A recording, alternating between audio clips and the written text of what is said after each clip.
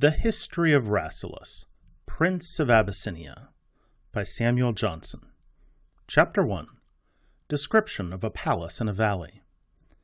Ye who listen with credulity to the whispers of fancy, and pursue with eagerness the phantoms of hope, who expect that age will perform the promises of youth, and that the deficiencies of the present day will be supplied by the morrow, attend to the history of Rasselas, Prince of Abyssinia. Rasselas was the fourth son of the mighty emperor, in whose dominions the Father of Waters begins his course, whose bounty pours down the streams of plenty, and scatters over the world the harvests of Egypt. According to the custom which is descended from age to age among the monarchs of the torrid zone, Rasselas was confined in a private palace, with the other sons and daughters of Abyssinian royalty, till the order of succession should call him to the throne. The place which the wisdom or policy of antiquity had destined for the residence of the Abyssinian princes was a spacious valley in the kingdom of Amhara, surrounded on every side by mountains, of which the summits overhang the middle part. The only passage by which it could be entered was a cavern that passed under a rock, of which it had long been disputed whether it was the work of nature or of human industry.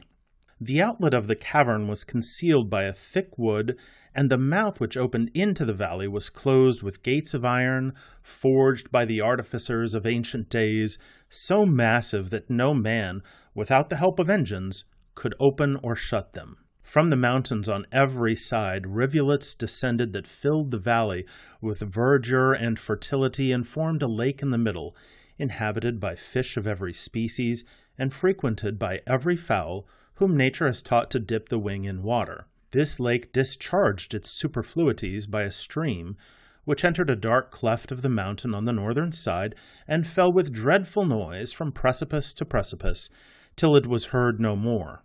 The sides of the mountains were covered with trees, the banks of the brooks were diversified with flowers, every blast shook spices from the rocks, and every month dropped fruits upon the ground. All animals that bite the grass or browse the shrubs, whether wild or tame, wandered in this extensive circuit, secured from beasts of prey by the mountains which confined them. On one part were flocks and herds feeding in the pastures, on another all the beasts of chase frisking in the lawns. The sprightly kid was bounding on the rocks, the subtle monkey frolicking in the trees, and the solemn elephant reposing in the shade. All the diversities of the world were brought together, the blessings of nature were collected, and its evils extracted and excluded. The valley, wide and fruitful, supplied its inhabitants with all the necessaries of life, and all delights and superfluities were added at the annual visit which the emperor paid his children, when the iron gate was opened to the sound of music, and during 8 days every one that resided in the valley was required to propose whatever might contribute to make seclusion pleasant, to fill up the vacancies of attention and lessen the tedious of time. Every desire was immediately granted. All the artificers of pleasure were called to gladden the festivity, the musicians exerted the power of harmony, and the dancers showed their activity before the princes, in hopes that they should pass their lives in blissful captivity, to which only those were admitted whose performance was thought able to add novelty to luxury. Such was the appearance of security and delight which this retirement afforded, that they to whom it was new always desired that it might be perpetual. And as those on whom the iron gate had once closed were never suffered to return, the effect of longer experience could not be known. Thus every year produced new senses of delight and new competitors for imprisonment. The palace stood on an eminence, raised about 30 paces above the surface of the lake. It was divided into many squares or courts, built with greater or less magnificence according to the rank of those for whom they were designed. The roofs were turned into arches of massive stone, joined by a cement that grew harder by time, and the building stood from century to century, deriding the solstitial rains and equinoctial hurricanes without need of reparation. This house, which was so large as to be fully known to none but some ancient officers who successively inherited the secrets of the place, was built as if suspicion herself had dictated the plan. To every room there was an open and secret passage. Every square had a communication with the rest, either from the upper stories by private galleries, or by subterraneous passages from the lower apartments. Many of the columns had unsuspected cavities in which a long race of monarchs had deposited their treasure. They then closed up the opening with marble, which was never to be removed but in the utmost exigences of the kingdom, and recorded their accumulations in a book which was itself concealed in a tower, not entered but by the emperor, attended by the prince, who stood next in succession. Chapter 2. The Discontent of Rasselas in the Happy Valley. Here the sons and daughters of Abyssinia lived only to know the soft vicissitudes of pleasure and repose, attended by all that were skillful to delight, and gratified with whatever the senses can enjoy. They wandered in gardens of fragrance, and slept in the fortresses of security. Every art was practiced to make them pleased with their own condition.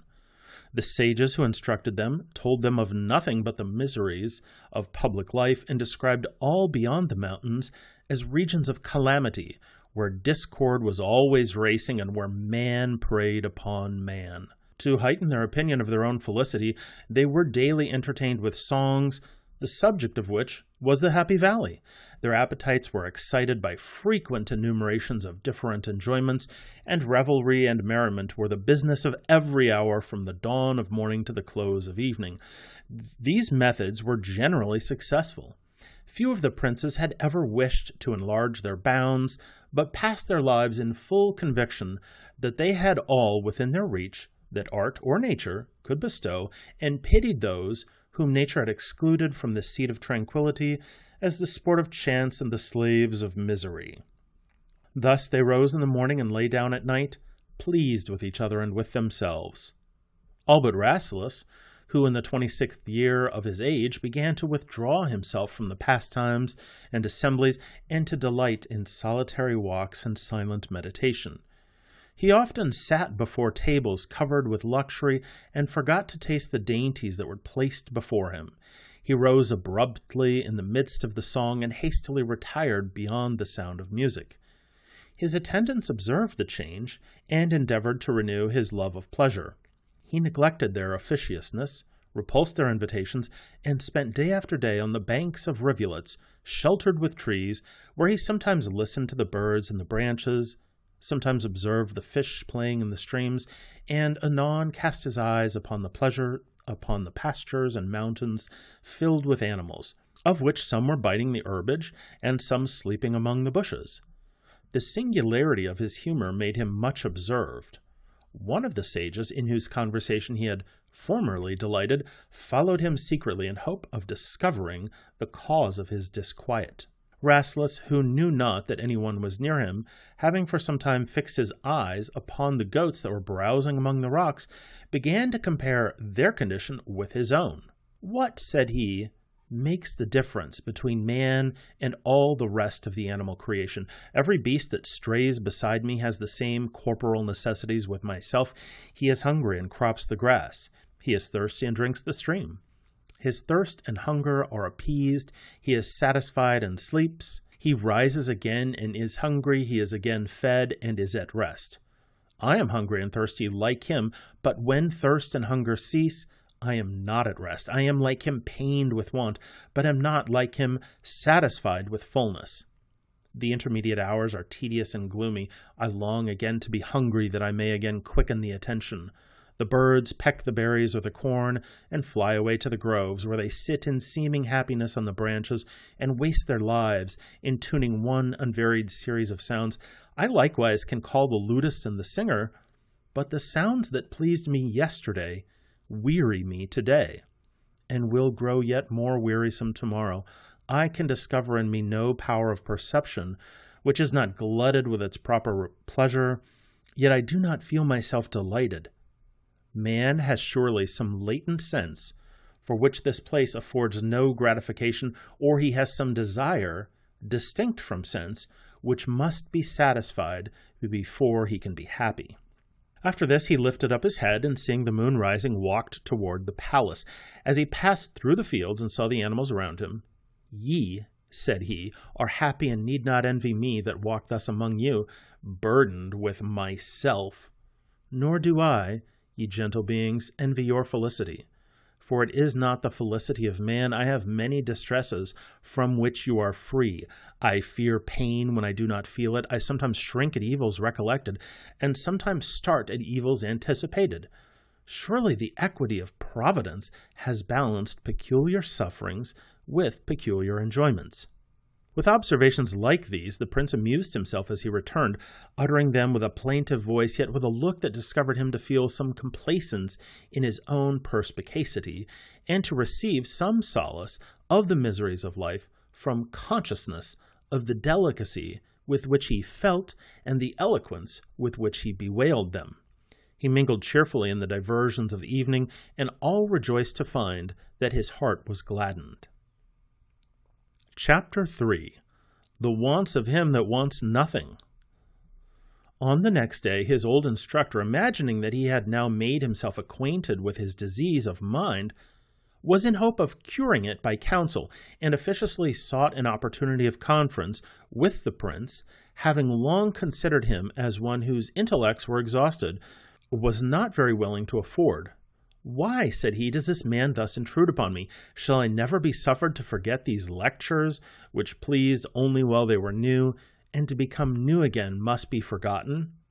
He then walked into the woods and composed himself to his usual meditations, when, before his thoughts had taken any settled form, he perceived his pursuer at his side, and was at first prompted by his impatience to go hastily away, but being unwilling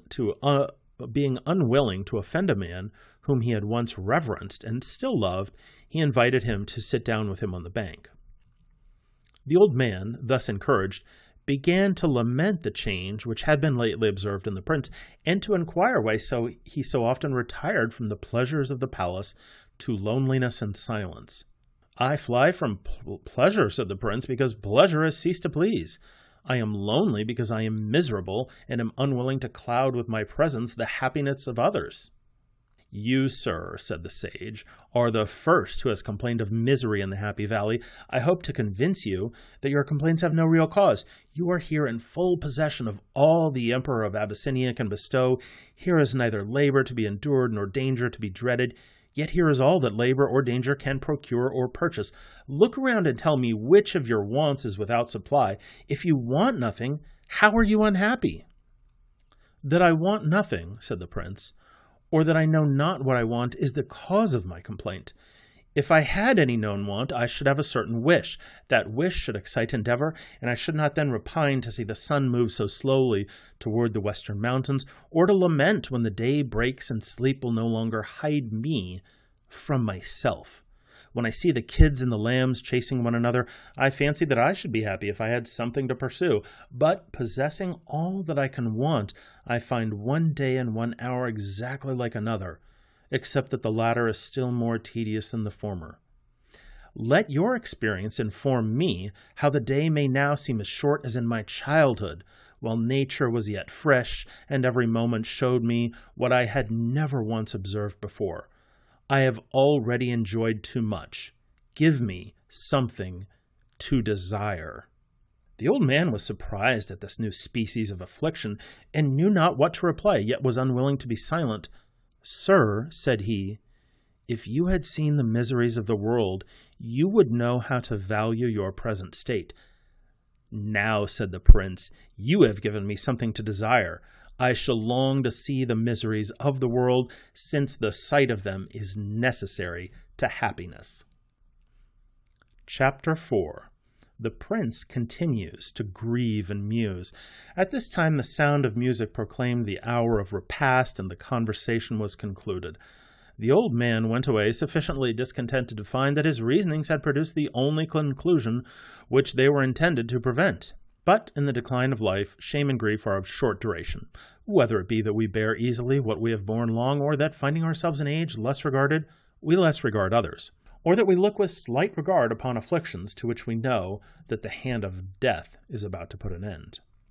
The prince, whose views were extended to a wider space, could not speedily quiet his emotions. He had been before terrified at the length of life which nature promised him, because he considered that in a long time much must be endured. He now rejoiced in his youth, because in many years much might be done. The first beam of hope that had been ever darted into his mind rekindled youth in his cheeks and doubled the luster of his eyes. He was fired with the desire of doing something, though he knew not yet with distinctness either end or means. He was now no longer gloomy and unsocial, but considering himself as a master of a secret stock of happiness, which he could only enjoy by concealing it. He affected to be busy in all the schemes of a diversion, and endeavored to make others pleased with the state to which he himself was weary. But pleasures can never be so multiplied or continued as not to leave much of life unemployed. There were many hours, both of the night and day, which he could spend without suspicion in solitary thought. The load of life was much lightened. He went eagerly into the assemblies because he supposed the frequency of his presence necessary to the success of his purposes. He retired gladly to privacy because he had now a subject of thought. His chief amusement was to picture to himself that world which he had never seen, to place himself in various conditions, to be entangled in imaginary difficulties, and to be engaged in wild adventures, but his benevolence always terminated his projects in the relief of distress, the detection of fraud, the defeat of oppression, and the diffusion of happiness. Thus passed away 20 months of the life of Rasselas. He busied himself so intensely in visionary bustle that he forgot his real solitude, and amidst hourly preparations for the various incidents of human affairs, neglected to consider by what means he should mingle with mankind. One day, as he was sitting on a bank, he feigned to himself an orphan virgin, robbed of her little portion by a treacherous lover, and crying after him for restitution. So strongly was the image impressed upon his mind that he started up in the maid's defense and ran forward to seize the plunderer with all the eagerness of real pursuit. Fear naturally quickens the flight of guilt. Rasselas could not catch the fugitive with his utmost efforts, but resolving to weary by perseverance, with whom he could not surpass in speed, he pressed on till the foot of the mountain stopped his course. Here he recollected himself and smiled at his own useless impetuosity. Then, raising his eyes to the mountain, "This," said he, "is the fatal obstacle which hinders at once the enjoyment of pleasure and the exercise of virtue. How long is it that my hopes and wishes have flown beyond this boundary of my life, which yet I never have attempted to surmount?" Struck with this reflection, he sat down to muse, and remembered that since he first resolved to escape from his confinement, the sun had passed twice over him in his annual course. He now felt a degree of regret with which he had never been before acquainted. He considered how much might have been done in the time which had passed, and left nothing real behind it.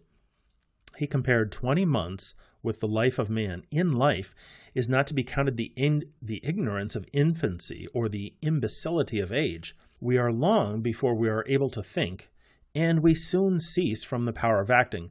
The true period of human existence may be reasonably estimated at 40 years, of which I have mused away the 24th part. What I have lost was certain, for I have certainly possessed it, but of 20 months to come, who can assure me? The consciousness of his own folly pierced him deeply, and he was long before he could be reconciled to himself.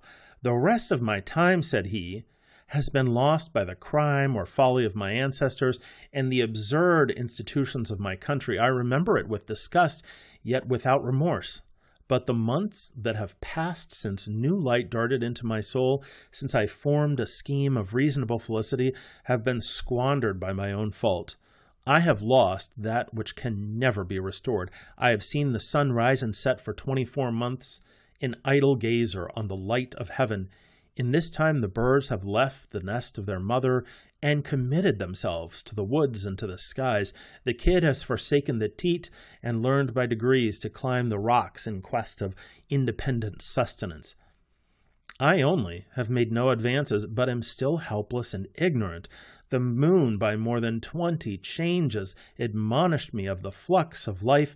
The stream that rolled before my feet upbraided my inactivity. I sat feasting on intellectual luxury, regardless alike of the examples of the earth and the instructions of the planets. 20 months are past. Who shall restore them?" These sorrowful meditations fastened upon his mind.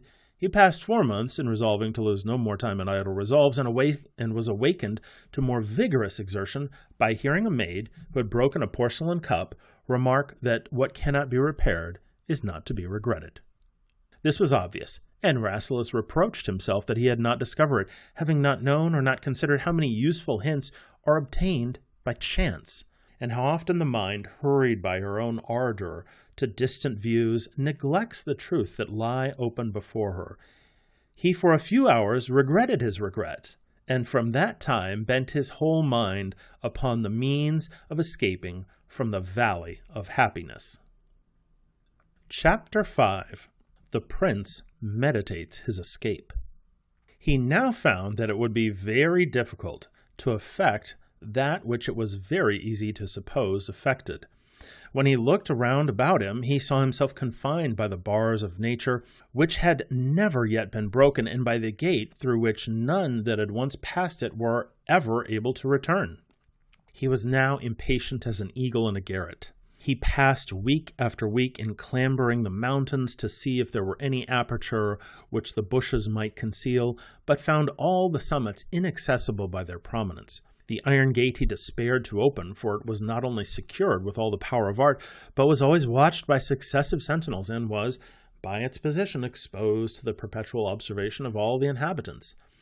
He then examined the cavern through which the waters of the lake were discharged, and looking down at a time when the sun shone strongly upon its mouth, he discovered it to be full of broken rocks, which, though they permitted the stream to flow through many narrow passages, would stop any body of solid bulk. He returned discouraged and dejected, but having now known the blessings of hope, resolved never to despair. In these fruitless researches he spent 10 months. The time, however, was passed cheerfully away. In the morning he rose with new hope, in the evening applauded his own diligence, and in the night slept soundly after his fatigue.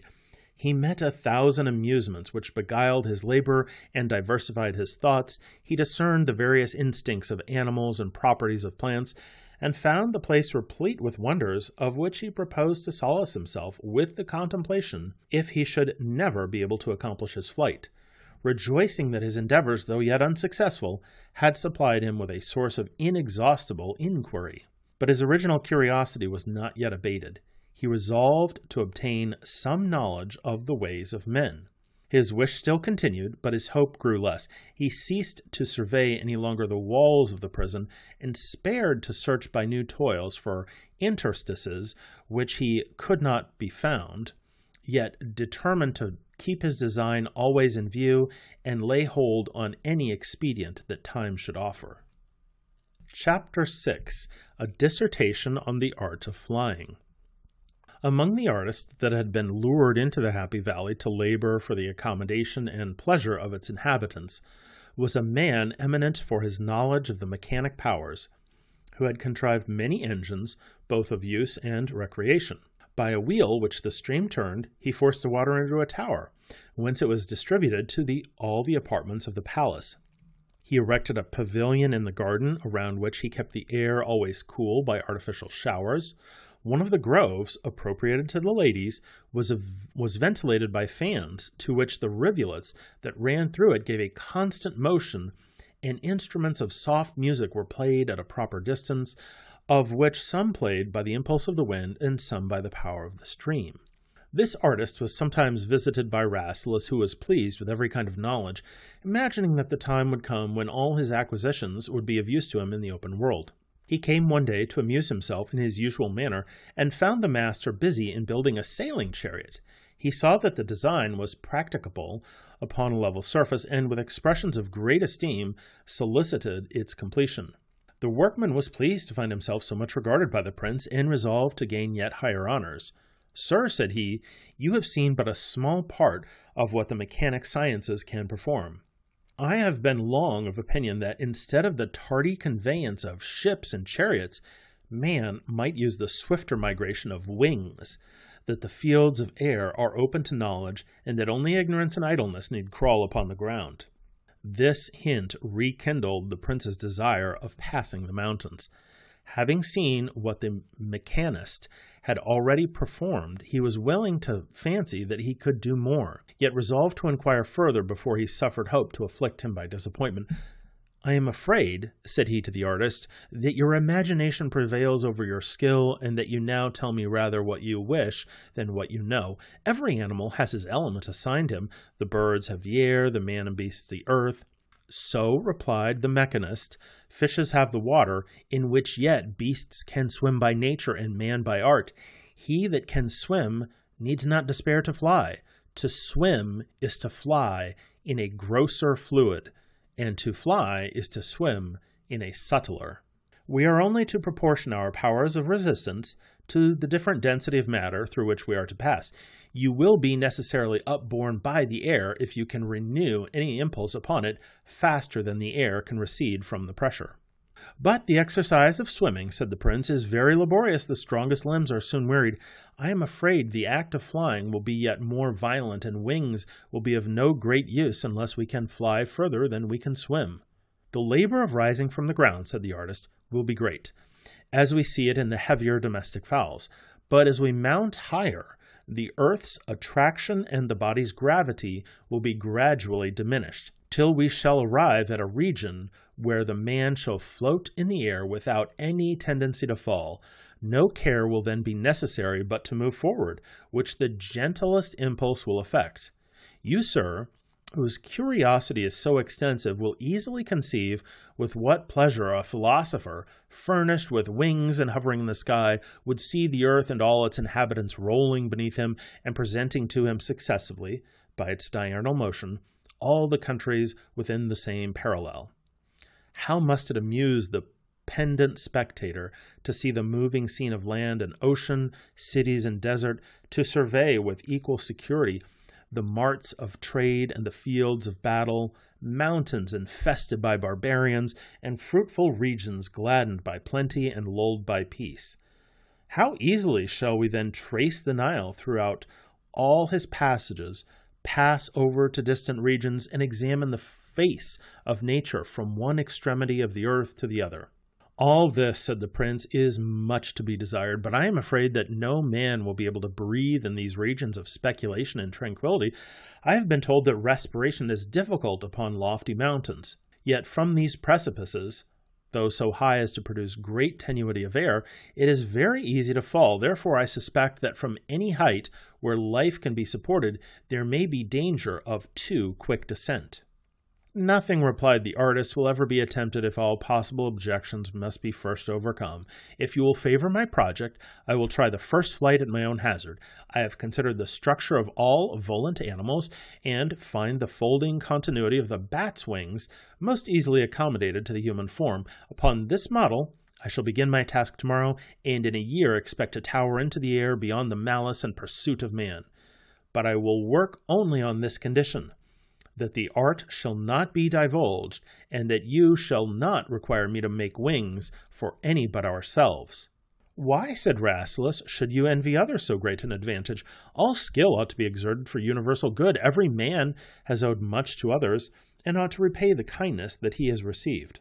"If all men were virtuous," returned the artist, "I should with great alacrity teach them to fly. But what would be the security of the good if the bad could at pleasure invade them from the sky? Against an army sailing through the clouds, neither walls, mountains, nor seas could afford security.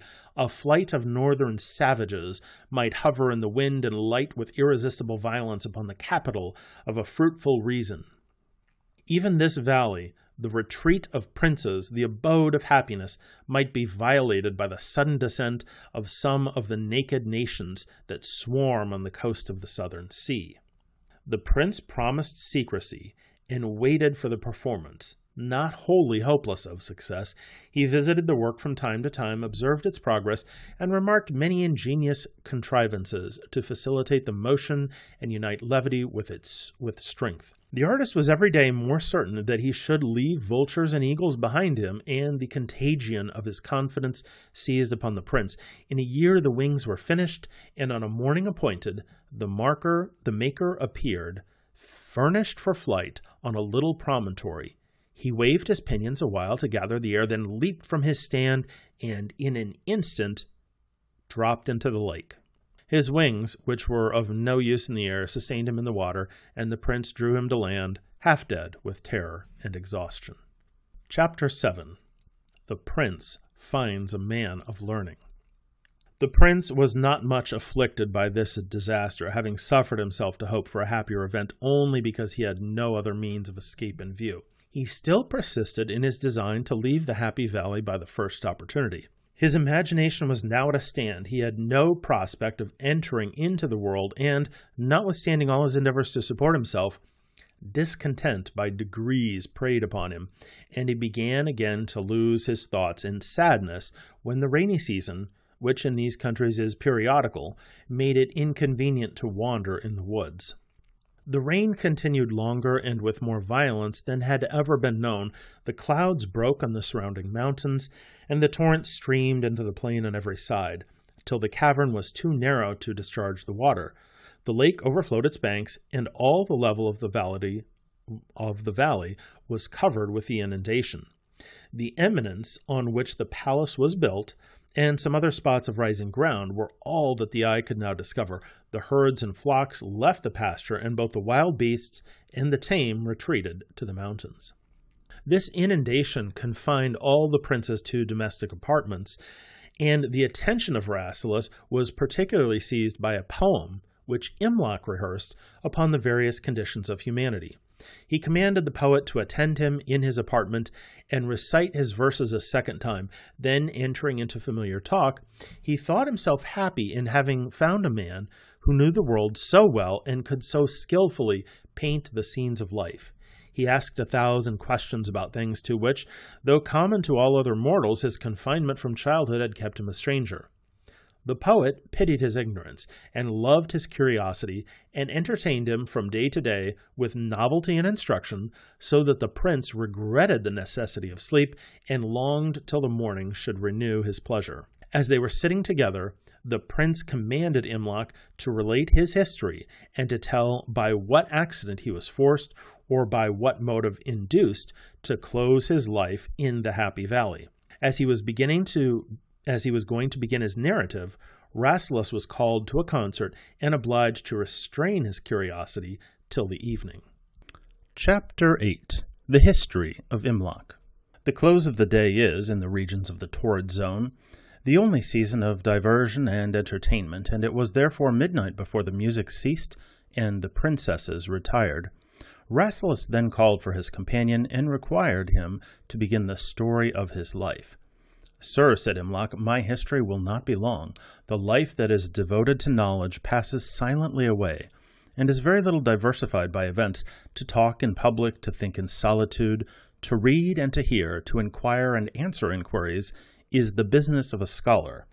He wanders about the world without pomp or terror, and is neither known nor valued, but by men like himself. I was born in the kingdom of Guayama, at no great distance from the fountain of the Nile. My father was a wealthy merchant who traded between the inland countries of Africa and the ports of the Red Sea. He was honest, frugal, and diligent, but of mean sentiments and narrow comprehension. He desired only to be rich, and to conceal his riches, lest he should be spoiled by the governors of the province." "Surely," said the prince, "my father must be negligent of his charge if any man in his dominions dares take that which belongs to another. Does he not know that kings are accountable for injustice permitted as well as done? If I were emperor, not the meanest of my subjects should be oppressed with impunity. My blood boils when I am told that a merchant durst not enjoy his honest gains for fear of losing them by the rapacity of power. Name the governor who robbed the people, that I may declare his crimes to the emperor." "Sir," said Imlok, "your ardor is the natural effect of virtue animated by youth.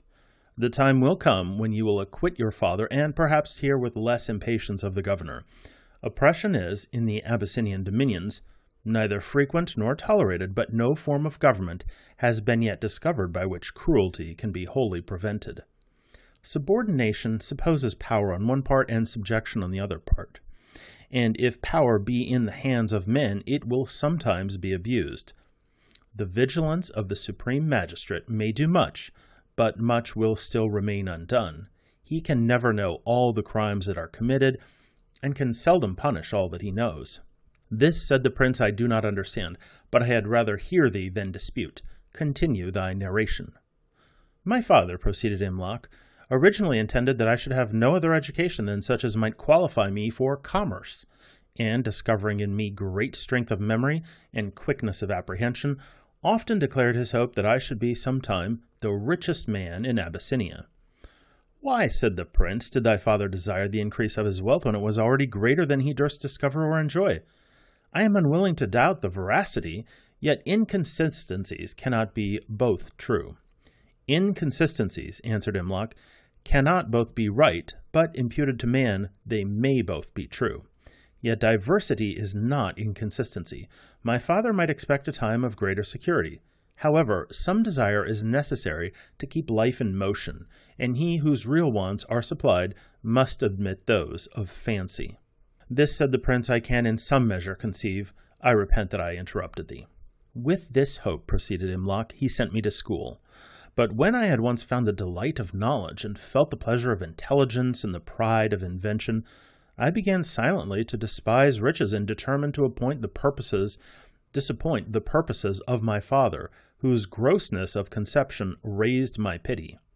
I was 20 years old before his tenderness would expose me to the fatigue of travel, in which time I had been instructed by successive masters in all the literature of my native country.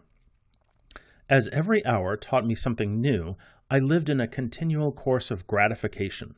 But as I advanced toward manhood, I lost much of the reverence with which I had been used to look on my instructors, because when the lessons were ended, I did not find them wiser or better than common men. At length my father resolved to initiate me in commerce, and, opening one of his subterranean treasuries, counted out 10,000 pieces of gold. This young man, said he, is the stock with which you must negotiate. I began with less than a fifth part, and you see how diligence and parsimony have increased it. This is your own, to waste or improve.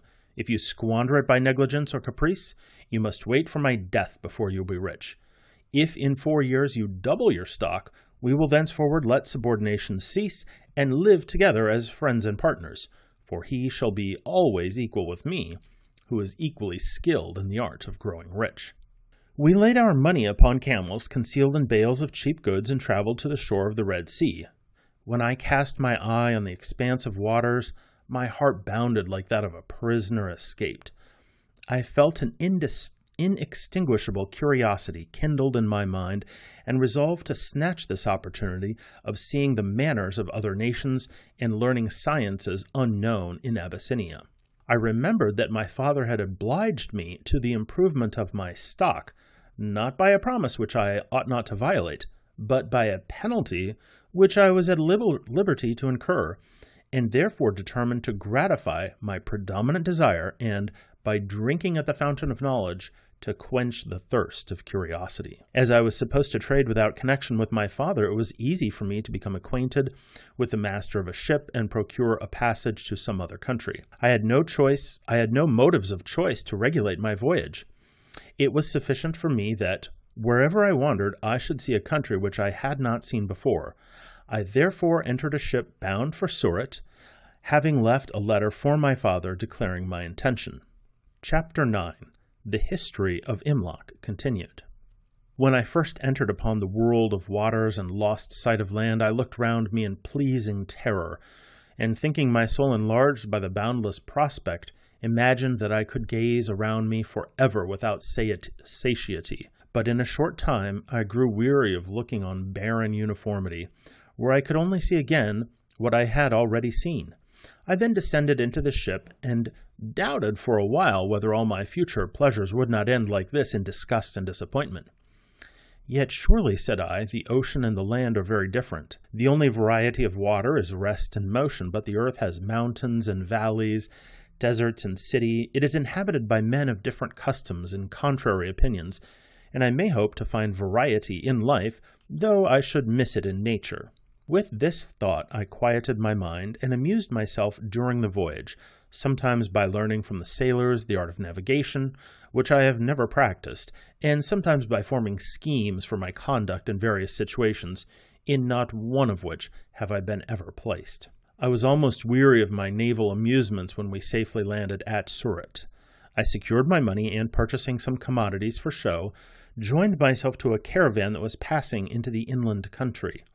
My companions, for some reason or other, conjecturing that I was rich and, by my inquiries and admiration, finding that I was ignorant, considered me as a novice whom they had a right to cheat and who was to learn, at the usual expense, the art of fraud. They exposed me to the theft of servants and the exaction of officers, and saw me plundered upon false pretenses, without any advantage to themselves but that of rejoicing in the superiority of their own knowledge. "Stop a moment," said the prince. "Is there such depravity in man as that he should injure another without benefit to himself? I can easily conceive that all are pleased with superiority. But your ignorance was merely accidental, which, being neither your crime nor your folly, could afford them no reason to applaud themselves.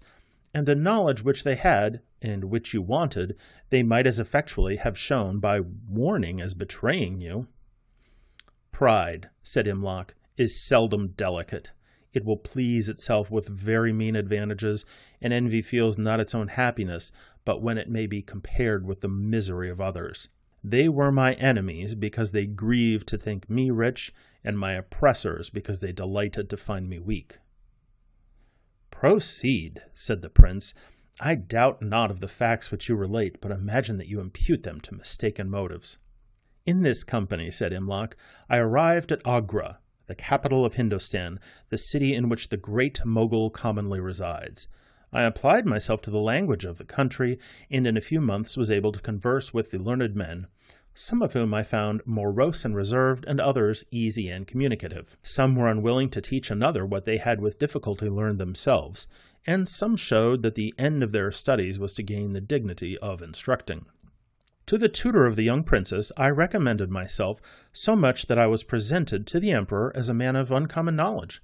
The emperor asked me many questions concerning my country and my travels, and though I cannot now recollect anything that he uttered above the power of a common man, he dismissed me, astonished at his wisdom and enamored of his goodness. My credit was now so high that the merchants with whom I had traveled applied to me for recommendations to the ladies of the court. I was surprised at their confidence of solicitation and greatly reproached them with their practices on the road. They heard me with cold indifference and showed no tokens of shame or sorrow.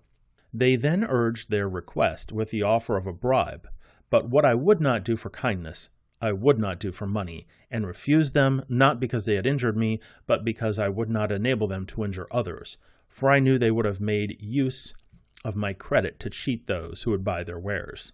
Having resided at Agra till there was no more to be learned, I traveled into Persia, where I saw many remains of ancient magnificence and observed many new accommodations of life. The Persians are a nation eminently social, and their assemblies afforded me daily opportunities of remarking characters and manners, and of tracing human nature through all its variations.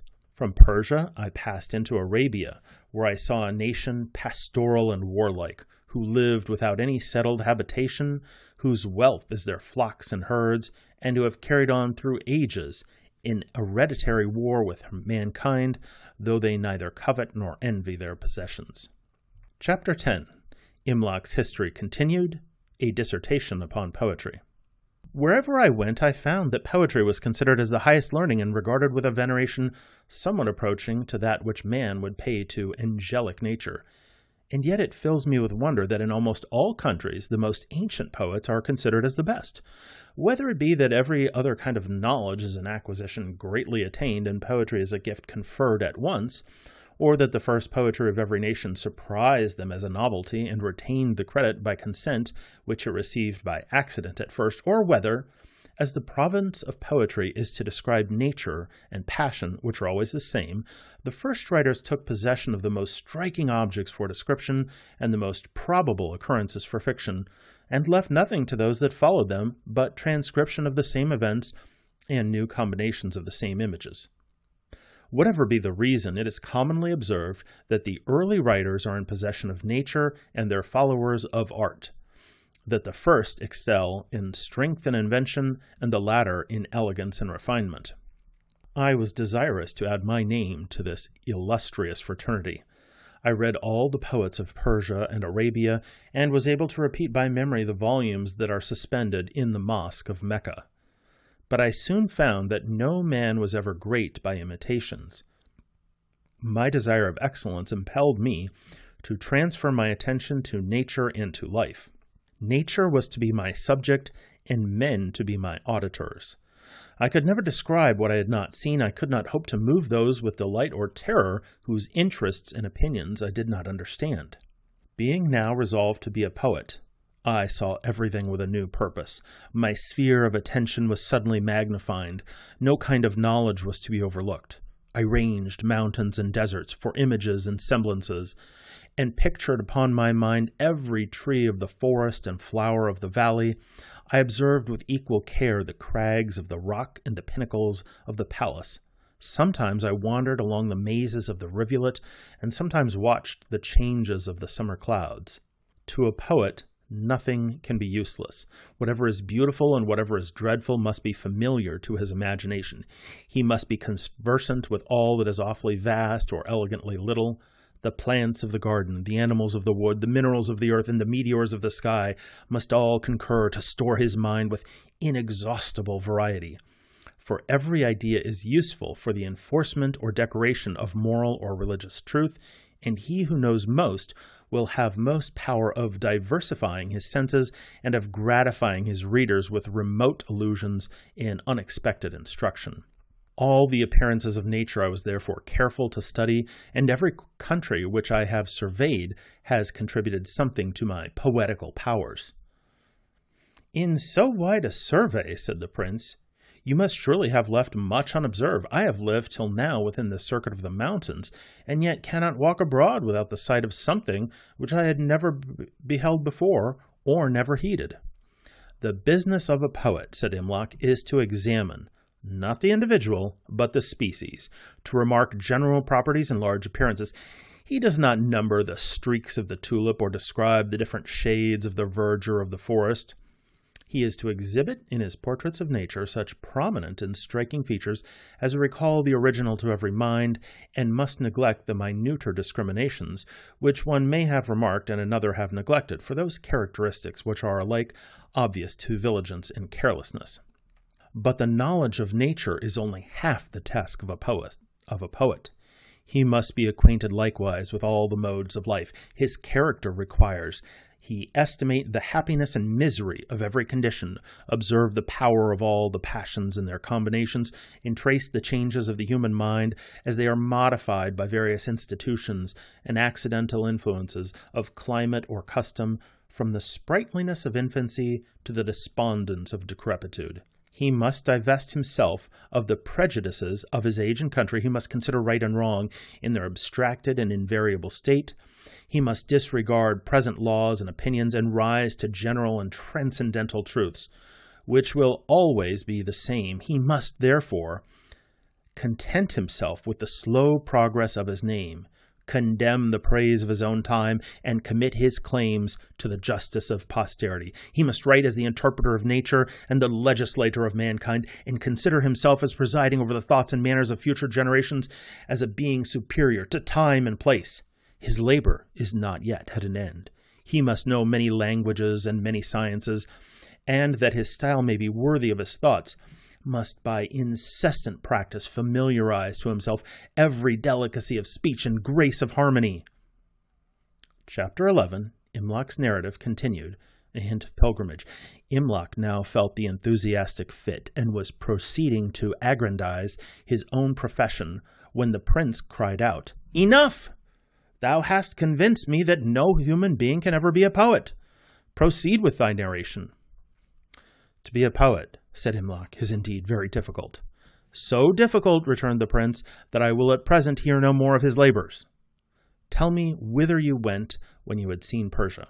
"From Persia," said the poet, "I traveled through Syria, and for 3 years resided in Palestine, where I conversed with great numbers of the northern and western nations of Europe, the nations which are now in possession of all power and all knowledge, whose armies are irresistible and whose fleets command the remotest parts of the globe. When I compared these men with the natives of our own kingdom and those that surround us, they appeared almost another order of beings. In their countries it is difficult to wish for anything that may not be obtained. 1,000 arts of which we never heard are continually laboring for their convenience and pleasure, and whatever their own climate has denied them is supplied by their commerce. By what means, said the prince, are the Europeans thus powerful, or why, since they can so easily visit Asia and Africa for trade or conquest, cannot the Asiatics and Africans invade their coast, plant colonies in their ports, and give laws to their natural princes? The same wind that carries them back would bring us thither. They are more powerful, sir, than we, answered Imlok, because they are wiser. Knowledge will always predominate over ignorance, as man governs the other animals. But why their knowledge is more than ours, I know not. What reason can be given but the unsearchable will of the Supreme Being? When, said the prince with a sigh, shall I be able to visit Palestine and mingle with this mighty confluence of nations? Till that happy moment shall arrive, let me fill up the time with such representations as thou canst give me. I am not ignorant of the motive that assembles such numbers in that place, and cannot but consider it as the center of wisdom and piety, to which the best and wisest men of every land must be continually resorting. There are some nations, said Imlok, that send few visitants to Palestine, for many numerous and learned sects in Europe concur to censure pilgrimage as superstitious or deride it as ridiculous. You know, said the prince, how little my life has made me acquainted with diversity of opinions. It will be too long to hear the arguments on both sides. You have considered them. Tell me the result. Pilgrimage, said Imlok, like many other acts of piety, may be reasonable or superstitious, according to the principles upon which it is performed. Long journeys in search of truth are not commanded. Truth, such as is necessary to the regulation of life, is always found where it is honestly sought. Change of place is no natural cause of the increase of piety, for it inevitably produces dissipation of mind. Yet, since men go every day to view the fields where great actions have been performed and return with stronger impressions of the event, curiosity of the same kind may naturally dispose us to view that country whence our religion had its beginnings. And I believe no man surveys those awful scenes without some confirmation of holy resolutions. That the Supreme Being may be more easily propitiated in one place than in another is the dream of idle superstition. But that some places may operate upon our own minds in an uncommon manner is an opinion which hourly experience will justify. He who supposes that his vices may be more successfully combated in Palestine will perhaps find himself mistaken, yet he may go thither without folly. He who thinks they will be more freely pardoned dishonors at once his reason and religion. These, said the prince, are European distinctions. I will consider them another time. What have you found to be the effect of knowledge? Are those nations happier than we? There is so much infelicity, said the poet, in the world, that scarce any man has leisure from his own distress to estimate the comparative happiness of others. Knowledge is certainly one of the means of pleasure, as is confessed by the natural desire which every mind feels of increasing its ideas. Ignorance is mere privation, by which nothing can be produced. It is a vacuity in which the soul sits motionless and torpid for want of attraction, and, without knowing why, we always rejoice when we learn, and grieve when we forget. I am therefore inclined to conclude that if nothing counteracts the natural consequence of learning, we grow more happy as our minds take a wider range. In enumerating the particular comforts of life, we shall find many advantages on the side of the Europeans. They cure wounds and diseases with which we languish and perish. We suffer inclemencies of weather which they can obviate. They have engines for the dispatch of many laborious works, which we must perform by manual industry. There is such communication between distant places that one friend can hardly be said to be absent from another. Their policy removes all public inconveniences. They have roads cut through the mountains and bridges laid over the rivers. And if we descend to the privacies of life, their habitations are more commodious and their possessions are more secure. They are surely happy, said the prince, who have all these conveniences, of which I envy none so much as the facility with which separated friends interchange their thoughts. The Europeans, answered Imlok, are less unhappy than we, but they are not happy. Human life is everywhere a state in which much is to be endured and a little to be enjoyed. Chapter 12. The History of Imlok continued. I am not willing, said the prince, to suppose that happiness is so parsimoniously distributed to mortals, nor can I believe that, if I had the choice of life, I should be able to fill every day with pleasure. I would injure no man and should provoke no resentments. I would relieve every distress and should enjoy the benedictions of gratitude. I would choose my friends among the wise and my life among the virtuous, and my wife among the virtuous, and therefore should be in no danger from treachery or unkindness. My children should by my care be learned and pious, and would repay to my age what their childhood had received. What would dare to molest him who might call on every side to thousands enriched by his bounty or assisted by his powers? And why should not life glide away in the soft reciprocation of protection and reverence? All this may be done without the help of European refinements, which appear by their effects to be rather specious than useful. Let us leave them and pursue our journey. From Palestine, said Imlok, I passed through many regions of Asia, in the more civilized kingdoms as a trader, and among the barbarians of the mountains as a pilgrim. At last I began to long for my native country, that I might repose after my travels and fatigues in the places where I had spent my earliest years, and gladden my old companions with the recital of my adventures. Often did I figure to myself those with whom I had sported away the gay hours of dawning life, sitting round me in its evening, wondering at my tales and listening to my counsels. When this thought had taken possession of my mind, I considered every moment as wasted which did not bring me nearer to Abyssinia. I hastened into Egypt, and, notwithstanding my impatience, was detained 10 months in the contemplations of its ancient magnificence and in inquiries after the remains of its ancient learning. I found in Cairo a mixture of all nations, some brought thither by the love of knowledge, some by the hope of gain, many by the desire of living after their own nature, after their own manner, without observation, and of lying hid in the obscurity of multitudes. For in a city populous as Cairo, it is possible to obtain at the same time the gratifications of society and the secrecy of solitude. From Cairo I traveled to Suez and embarked on the Red Sea, passing along the coast till I arrived at the port from which I had departed 20 years before. Here I joined myself to a caravan and re-entered my native country. I now expected the caresses of my kinsmen and the congratulations of my friends, and was not without hope that my father, whatever value he had set upon riches, would own with gladness and pride a son who was able to add to the felicity and honor of the nation. But I was soon convinced that my thoughts were vain. My father had been dead 14 years, having divided his wealth among my brothers who were removed to some other provinces. Of my companions, the greater part was in the grave. Of the rest, some could with difficulty remember me, and some considered me as one corrupted by foreign manners. A man used to vicissitudes is not easily dejected. I forgot after a time my disappointment, and endeavored to recommend myself to the nobles of the kingdom.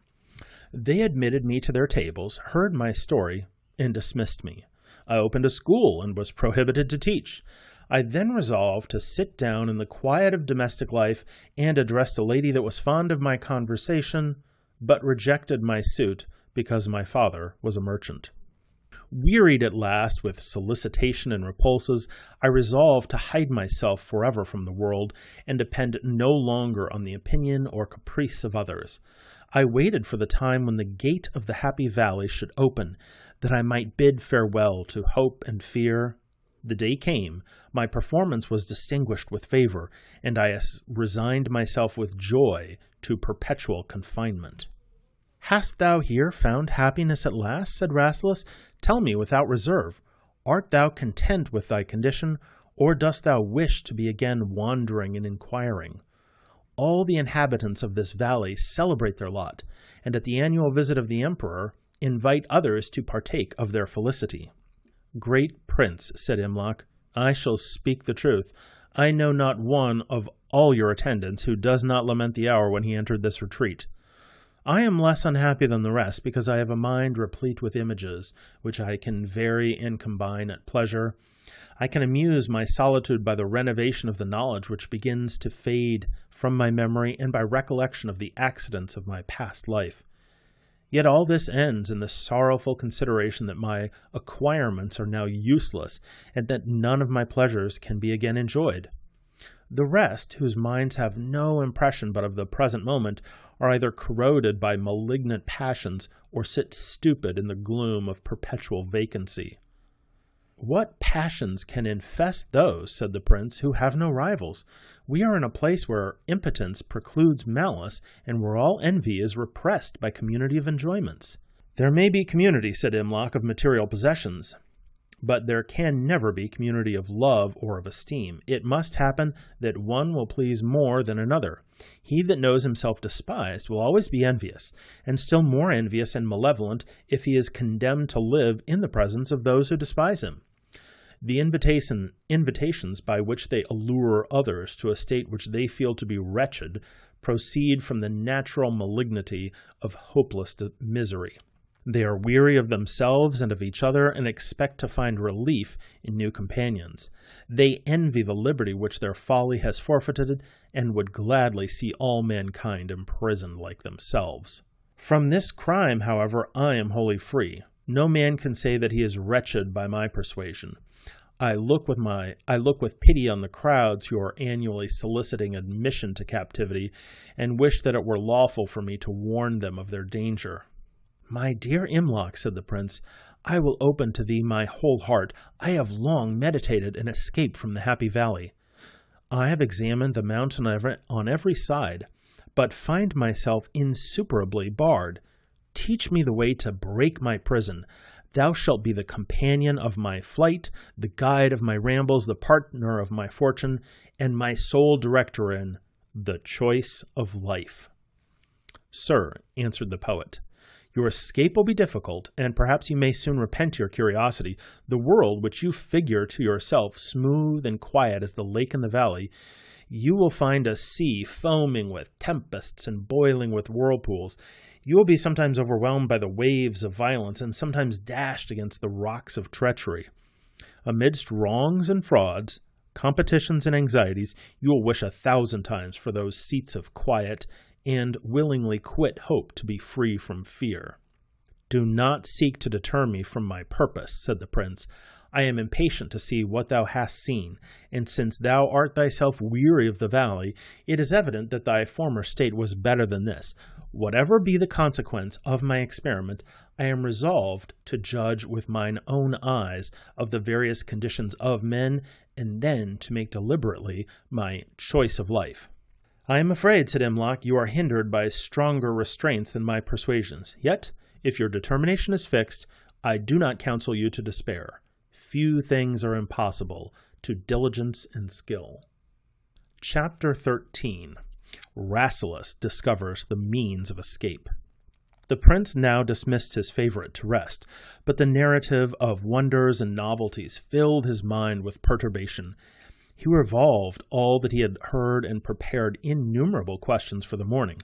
Much of his uneasiness was now removed. He had a friend to whom he could impart his thoughts, and whose experience could assist him in his designs. His heart was no longer condemned to swell with silent vexation. He thought that even the Happy Valley might be endured with such a companion, and that if they could range the world together, he should have nothing further to desire. In a few days the water was discharged and the ground dried. The prince and Imlok then walked out together to converse without the notice of the rest. The prince, whose thoughts were always on the wing as he passed by the gate, said with a countenance of sorrow, "Why art thou so strong, and why is man so weak?" "Man is not weak," answered his companion. "Knowledge is more than equivalent to force. The master of mechanics laughs at strength.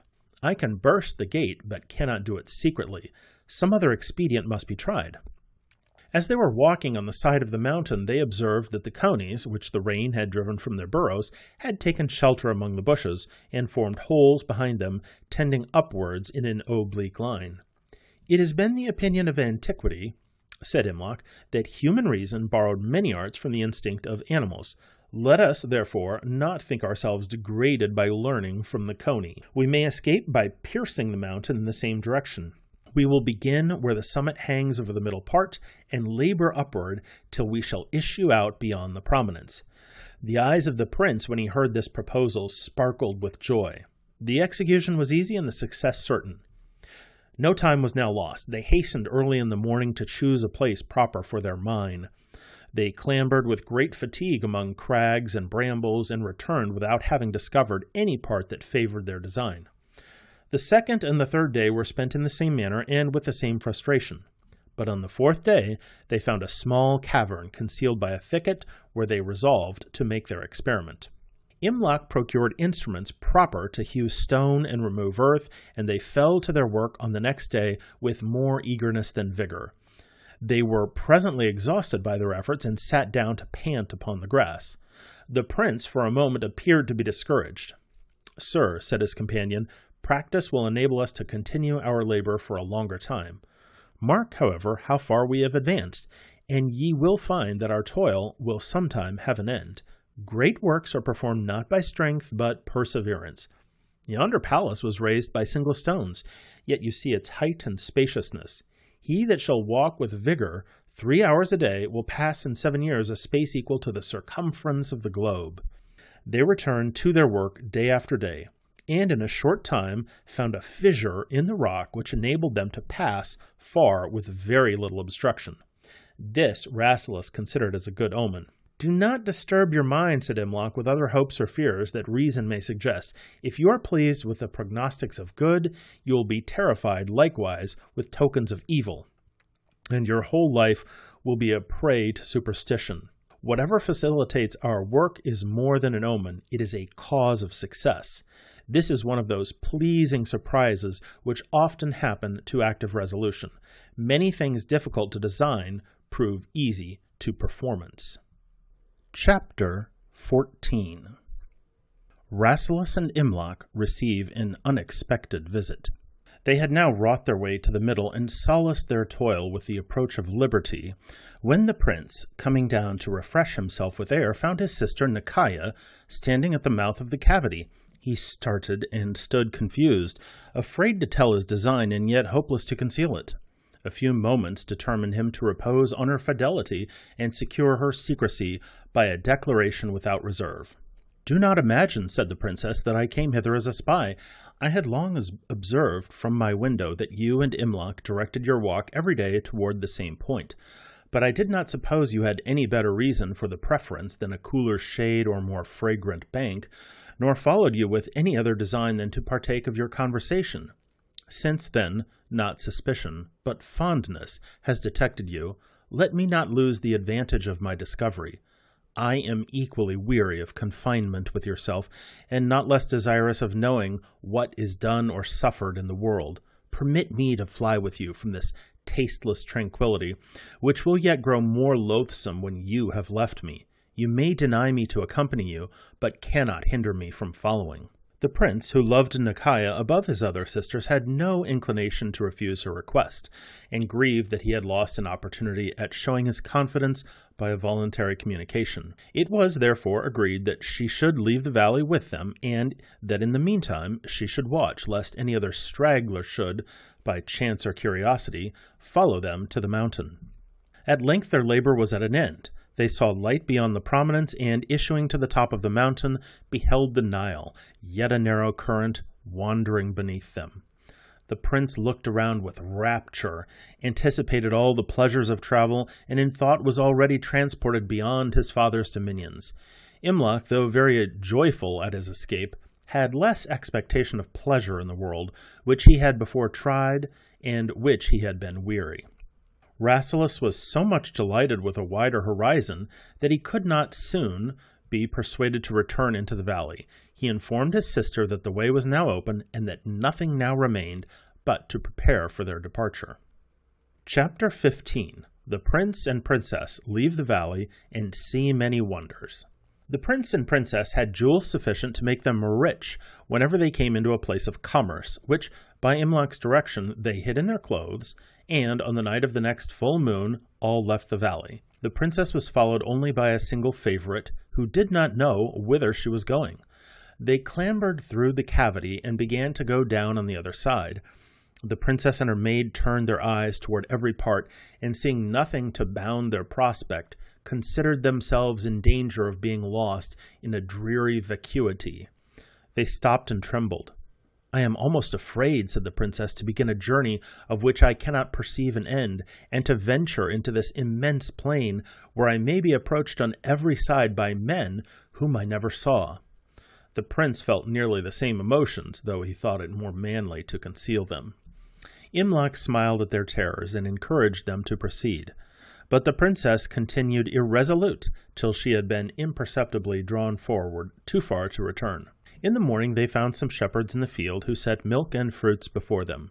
The princess wondered that she did not see a palace ready for her reception and a table spread with delicacies. But being faint and hungry, she drank the milk and ate the fruits, and thought them of a higher flavor than the products of the valley. They traveled forward by easy journeys, being all unaccustomed to toil and difficulty, and knowing that, though they might be missed, they could not be pursued. In a few days they came into a more populous region, where Imlok was diverted with the admiration which his companions expressed at the diversity of manners, stations, and employments. Their dress was such as might not bring upon them the suspicion of having anything to conceal. Yet the prince, wherever he came, expected to be obeyed, and the princess was frightened because those who came into her presence did not prostrate themselves.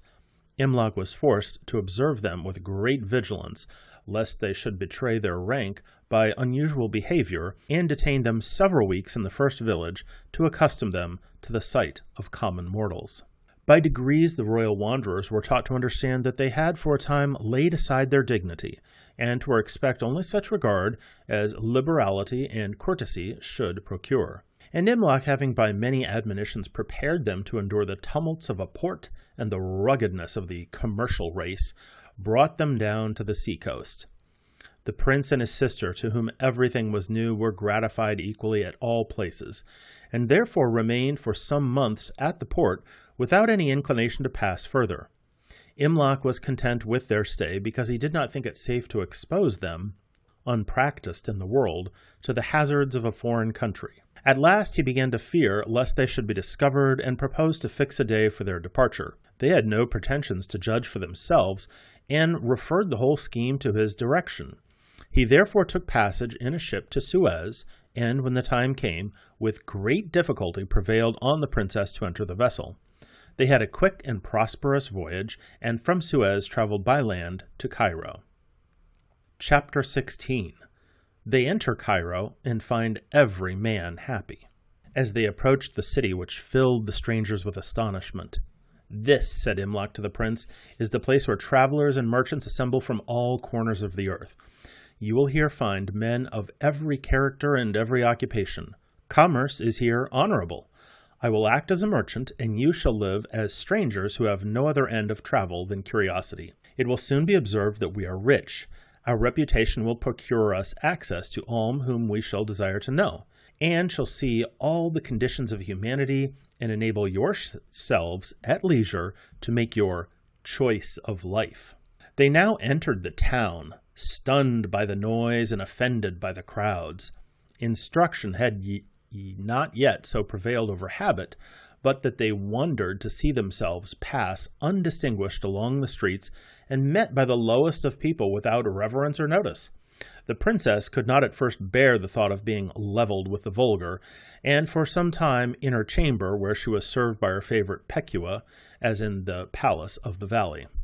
Imlok, who understood traffic, sold part of the jewels the next day, and hired a house, which he adorned with such magnificence that he was immediately considered as a merchant of great wealth.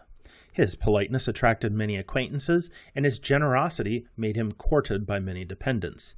His companions, not being able to mix in the conversation, could make no discovery of their ignorance or surprise, and were gradually initiated in the world as they gained knowledge of the language. The prince had, by frequent lectures, been taught the use and nature of money, but the ladies could not for a long time comprehend what the merchants did with small pieces of gold and silver, or why things of so little use should be received as an equivalent to the necessaries of life. They studied the language 2 years, while Imlok was preparing to set before them the various ranks and conditions of mankind. He grew acquainted with all who had anything uncommon in their fortune or conduct. He frequented the voluptuous and the frugal, the idle and the busy, the merchants and the men of learning. The prince, now being able to converse with fluency, and having learned the caution necessary to be observed in his intercourse with strangers, began to accompany Imlok to places of resort and to enter into all assemblies, that he might make his choice of life. For some time he thought choice needless, because all appeared to him really happy. Wherever he went, he met gaiety and kindness, and heard the song of joy or the laugh of carelessness. He began to believe that the world was overflowed with universal plenty, and that nothing was withheld, either from want or merit, that every hand showed liberality, and every heart melted with benevolence. And who then, says he, will be suffered to be wretched? Imlok permitted the pleasing delusion, and was unwilling to crush the hope of inexperience, till one day, having sat a while silent, "I know not," said the prince, "what can be the reason that I am more unhappy than any of our friends. I see them perpetually and unalterably cheerful, but I feel my own mind restless and uneasy. I am unsatisfied with those pleasures which I seem most to court. I live in the crowds of jollity, not so much to enjoy company as to shun myself, and am only loud and merry to conceal my sadness." "Every man," said Imlok, "may, by examining his own mind, guess what passes in the minds of others. When you feel that your own gaiety is counterfeit, it may justly lead you to suspect that of your companions not to be sincere. Envy is commonly reciprocal. We are long before we are convinced that happiness is never to be found, and each believes it possessed by others, to keep alive the hope of attaining it for himself. In the assembly where you passed the last night there appeared such sprightliness of air and volatility of fancy as might have suited beings of a higher order, formed to inhabit serener regions, inaccessible to care or sorrow. Yet, believe me, Prince, was there not one who did not dread the moment when solitude should deliver them to the tyranny of reflection? This, said the prince, may be true of others, since it is true of me. Yet, whatever may be the general infelicity of man, one condition is more happy than another, and wisdom surely directs us to take the least evil in the choice of life. The causes of good and evil, answered Imlok, are so various and uncertain, so often entangled with each other, so diversified by various relations, and so subject to accidents which cannot be foreseen, that he who would fix his condition upon incontestable reasons of preference must live and die inquiring and deliberating. But surely, said Rasselas, the wise men to whom we listen with reverence and wonder chose that mode of life for themselves that they thought most likely to make them happy. Very few, said the poet, live by choice. Every man is placed in the present condition by causes which acted without his foresight and with which he did not always willingly cooperate, and therefore you will rarely meet one who does not think the lot of his neighbor better than his own. I am pleased to think, said the prince, that my birth has given me at least one advantage over others by enabling me to determine for myself. I have here the world before me. I will review it at leisure. Surely happiness is somewhere to be found. Chapter 17. The prince associates with young men of spirit and gaiety. Rasselas rose next day and resolved to begin his experiments upon life. Youth, cried he, is the time of gladness. I will join myself to the young men whose only business is to gratify their desires, and whose time is all spent in a succession of enjoyments. To such societies he was readily admitted, but a few days brought him back weary and disgusted. Their mirth was without images, their laughter without motive, their pleasures were gross and sensual, in which the mind had no part. Their conduct was at once wild and mean. They laughed at order and at law, but the frown of power dejected and the eye of wisdom abashed them. The prince soon concluded that he should never be happy in a course of life of which he was ashamed. He thought it unsuitable to be a reasonable being, to act without a plan, and to be sad or cheerful only by chance. Happiness, said he, must be something solid and permanent, without fear and without uncertainty. But his young companions had gained so much of his regard by their frankness and courtesy that he could not leave them without warning and remonstrance.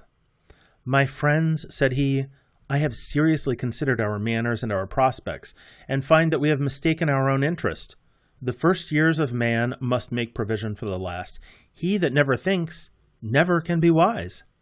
Perpetual levity must end in ignorance, and intemperance, though it may fire the spirits for an hour, will make life short or miserable. Let us consider that youth is of no long duration, and that in mature age, when the enchantments of fancy shall cease, and phantoms of delight dance no more about us, we shall have no comforts but the esteem of wise men and the means of doing good.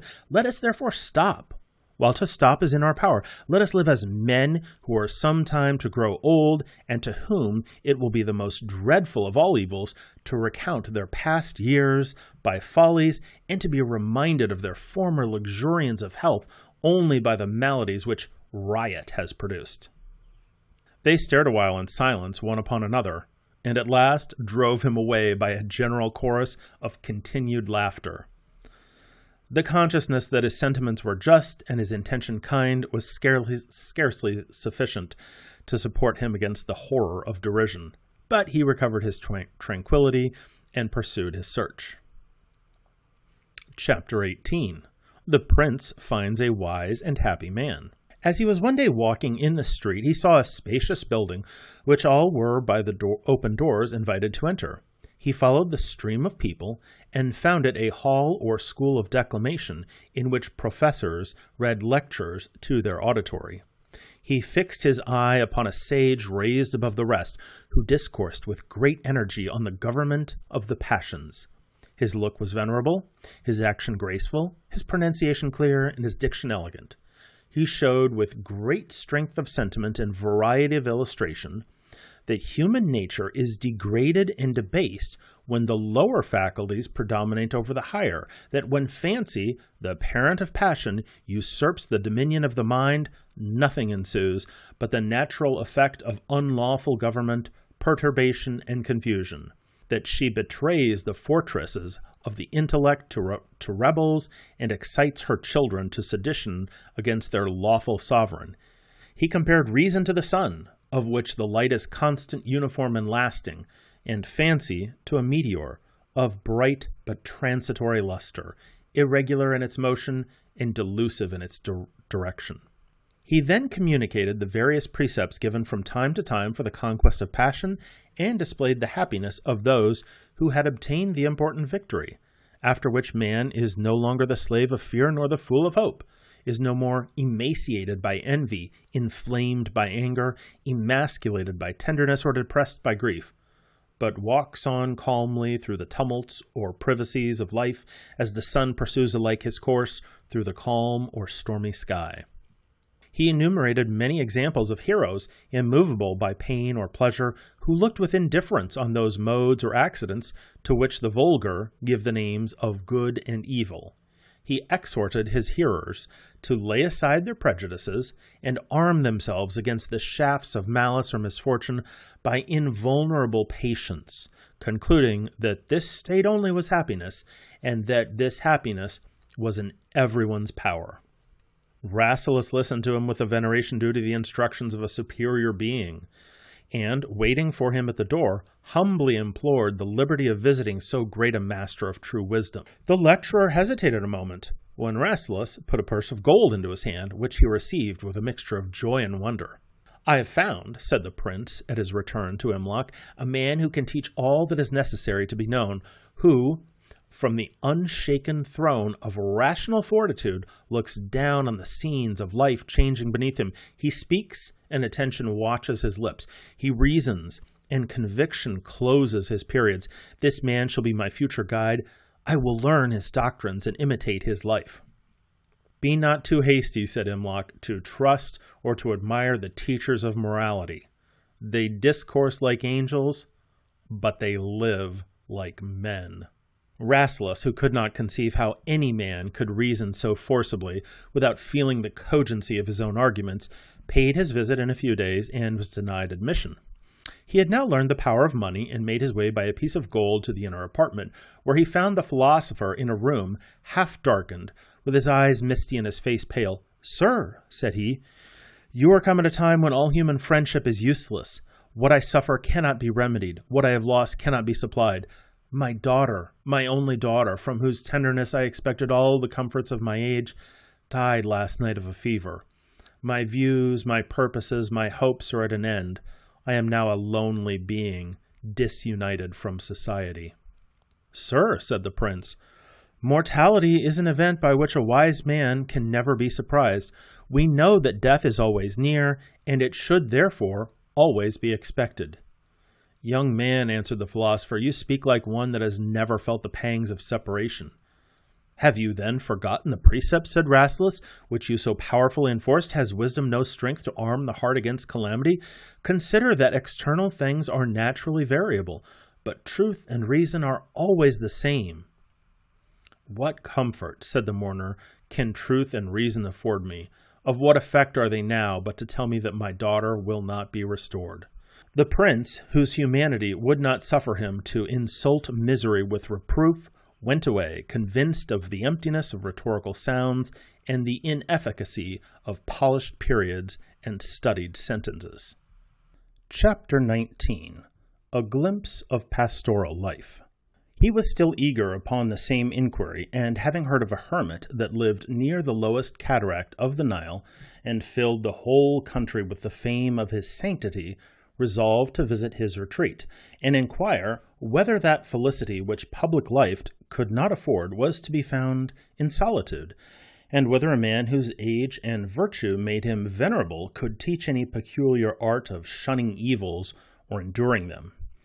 Imlok and the princess agreed to accompany him, and after the necessary preparations they began their journey. Their way lay through the fields, where shepherds tended their flocks and the lambs were playing upon the pasture. "This," said the poet, "is the life which has been often celebrated for its innocence and quiet. Let us pass the heat of the day among the shepherds' tents, and know whether all our searches are not to terminate in pastoral simplicity." The proposal pleased them, and they induced the shepherds, by small presents and familiar questions, to tell the opinion of their own state. They were so rude and ignorant, so little able to compare the good with the evil of the occupation, and so indistinct in their narratives and descriptions, that very little could be learned from them. But it was evident that their hearts were cankered with discontent, that they considered themselves as condemned to labor for the luxury of the rich, and looked up with stupid malevolence toward those that were placed above them. The princess pronounced with vehemence that she would never suffer those envious savages to be her companions, and that she should not soon be desirous of seeing any more specimens of rustic happiness, but could not believe that all accounts of primeval pleasures were fabulous, and was in doubt whether life had anything that could be justly preferred to the placid gratification of fields and woods. She hoped that the time would come when, with a few virtuous and elegant companions, she should gather flowers planted by her own hands, fondle the lambs of her own ewe, and listen without care, among brooks and breezes, to one of her maidens reading in the shade. Chapter 20. The Danger of Prosperity. On the next day they continued their journey till the heat compelled them to look round for shelter. At a small distance they saw a thick wood, which they no sooner entered than they perceived that they were approaching the habitations of men. The shrubs were diligently cut away to open walks where the shades were darkest. The boughs of opposite trees were artificially interwoven. Seats of flowery turf were raised in vacant spaces, and a rivulet that wantoned along the side of a winding path had its banks sometimes opened into small basins, and its stream sometimes obstructed by little mounds of stone heaped together to increase its murmurs. They passed slowly through the wood, delighted with such unexpected accommodations, and entertained each other with conjecturing what or who he could be that in those rude and unfrequented regions had leisure and art for such harmless luxury. As they advanced, they heard the sound of music and saw youths and virgins dancing in the grove, and going still farther, beheld a stately palace built upon a hill surrounded by woods. The laws of Eastern hospitality allowed them to enter, and the master welcomed them, like a man liberal and wealthy. He was skillful enough in appearances soon to discern that they were no common guests, and spread his table with magnificence. The eloquence of Imlok caught his attention, and the lofty courtesy of the princess excited his respect. When they offered to depart, he entreated their stay, and was the next day more unwilling to dismiss them than before. They were easily persuaded to stop, and civility grew up in time to freedom and confidence. The prince now saw all the domestics cheerful, and all the face of nature smiling round the place, and could not forbear to hope that he should find here what he was seeking. But when he was congratulating the master upon his possessions, he answered with a smile, "My condition has indeed the appearance of happiness, but appearances are delusive. My prosperity puts my life in danger. The Pasha of Egypt is my enemy, incensed only by my wealth and popularity. I have been hitherto protected against him by the princes of the country, but as the favor of the great is uncertain, I know not how soon my defenders may be persuaded to share the plunder with the Pasha. I have sent my treasures into a distant country, and upon the first alarm am prepared to follow them. Then will my enemies riot in my mansion and enjoy the gardens which I have planted." They all joined in lamenting his danger and deprecating his exile, and the princess was so much disturbed with the tumult of grief and indignation that she retired to her apartment. They continued with their kind inviter a few days longer, and then went to find the hermit. Chapter 21. The Happiness of Solitude, the Hermit's History. They came on the third day, by the direction of the peasants, to the hermit's cell. It was a cavern in the side of a mountain, overshadowed with palm trees, at such a distance from the cataract that nothing more was heard than a gentle uniform murmur, such as composes the mind to pensive meditation, especially when it was assisted by the wind whistling among the branches. The first rude essay of nature had been so much improved by human labor that the cave contained several apartments appropriated to different uses, and often afforded lodging to travelers whom darkness or tempests happened to overtake. The hermit sat on a bench at the door to enjoy the coolness of the evening. On one side lay a book with pens and paper, on the other mechanical instruments of various kinds. As they approached him unregarded, the princess observed that he had not the countenance of a man that had found or could teach the way to happiness. They saluted him with great respect, which he repaid like a man not unaccustomed to the forms of courts. "My children," said he, "if you have lost your way, you shall be willingly supplied with such conveniences for the night as this cavern will afford. I have all that nature requires, and you will not expect delicacies in a hermit's cell." They thanked him, and, entering, were pleased with the neatness and regularity of the place. The hermit set flesh and wine before them, though he fed only upon fruits and water. His discourse was cheerful without levity, and pious without enthusiasm. He soon gained the esteem of his guests, and the princess repented her hasty censure. At last Imlok began thus: "I do not now wonder that your reputation is so far extended. We have heard at Cairo of your wisdom, and came hither to implore your direction for this young man and maiden in the choice of life." "To him that lives well," answered the hermit, "every form of life is good, nor can I give any other rule for choice than to remove all apparent evil." "He will most certainly remove from evil," said the prince, "who shall devote himself to that solitude which you have recommended by your example." "I have indeed lived 15 years in solitude," said the hermit, but have no desire that my example should gain any imitators. In my youth I professed arms, and was raised by degrees to the highest military rank. I have traversed wide countries at the head of my troops, and seen many battles and sieges. At last, being disgusted by the preferments of a younger officer, and feeling that my vigor was beginning to decay, I resolved to close my life in peace, having found the world full of snares, discord, and misery. I had once escaped from the pursuit of the enemy by the shelter of this cavern, and therefore chose it for my final residence. I employed artificers to form it into chambers, and stored it with all that I was likely to want. For some time after my retreat, I rejoiced like a tempest-beaten sailor at his entrance into the harbor, being delighted with the sudden change of the noise and hurry of war to stillness and repose. When the pleasure of novelty went away, I employed my hours in examining the plants which grow in the valley and the minerals which I collected from the rocks. But that inquiry is now grown tasteless and irksome. I have been for some time unsettled and distracted. My mind is disturbed with 1,000 perplexities of doubt and vanities of imagination which hourly prevail upon me, because I have no opportunities of relaxation or diversion. I am sometimes ashamed to think that I could not secure myself from vice but by retiring from the exercise of virtue, and begin to suspect that I was rather impelled by resentment than led by devotion into solitude. My fancy riots in scenes of folly, and I lament that I have lost so much and gained so little.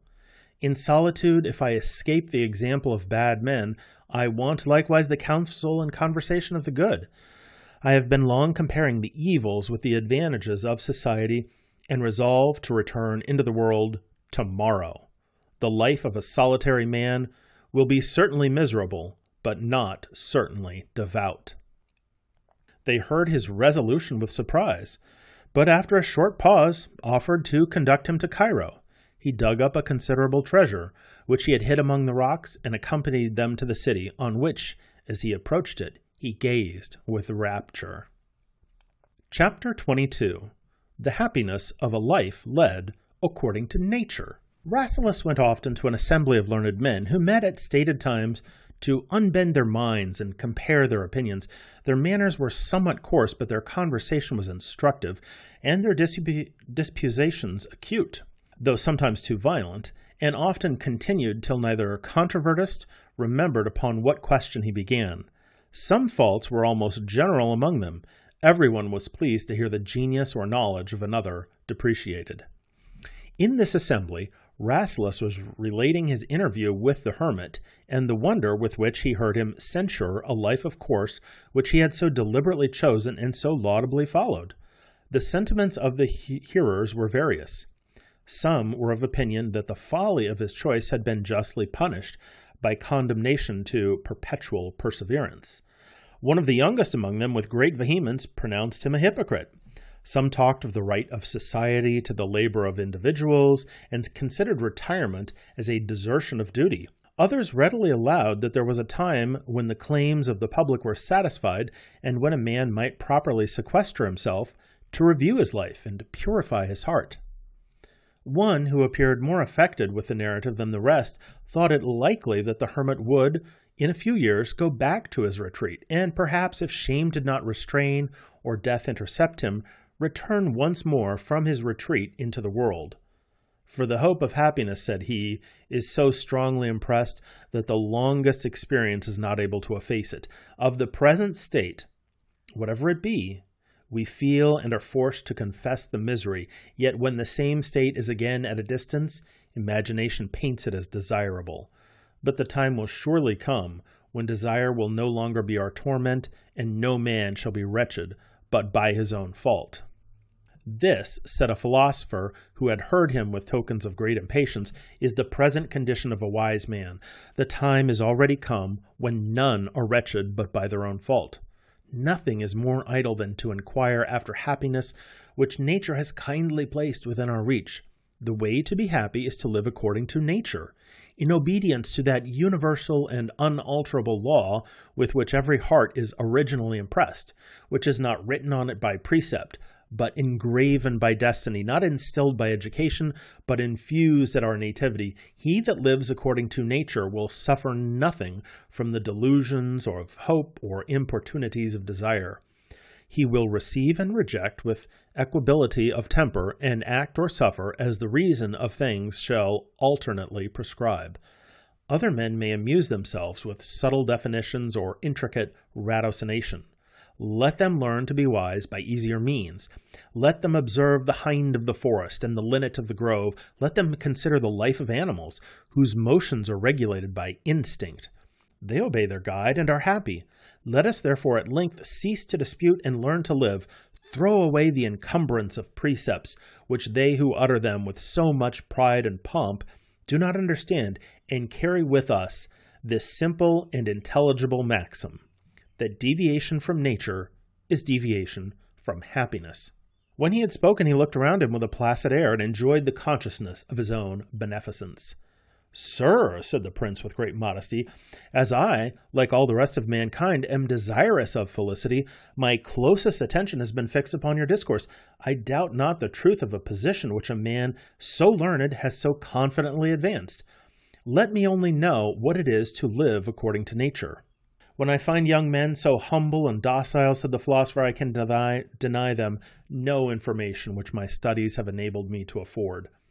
To live according to nature is to act always with due regard to the fitness arising from the relations and qualities of causes and effects, to concur with the great and unchangeable scheme of universal felicity, to cooperate with the general disposition and tendency of the present system of things."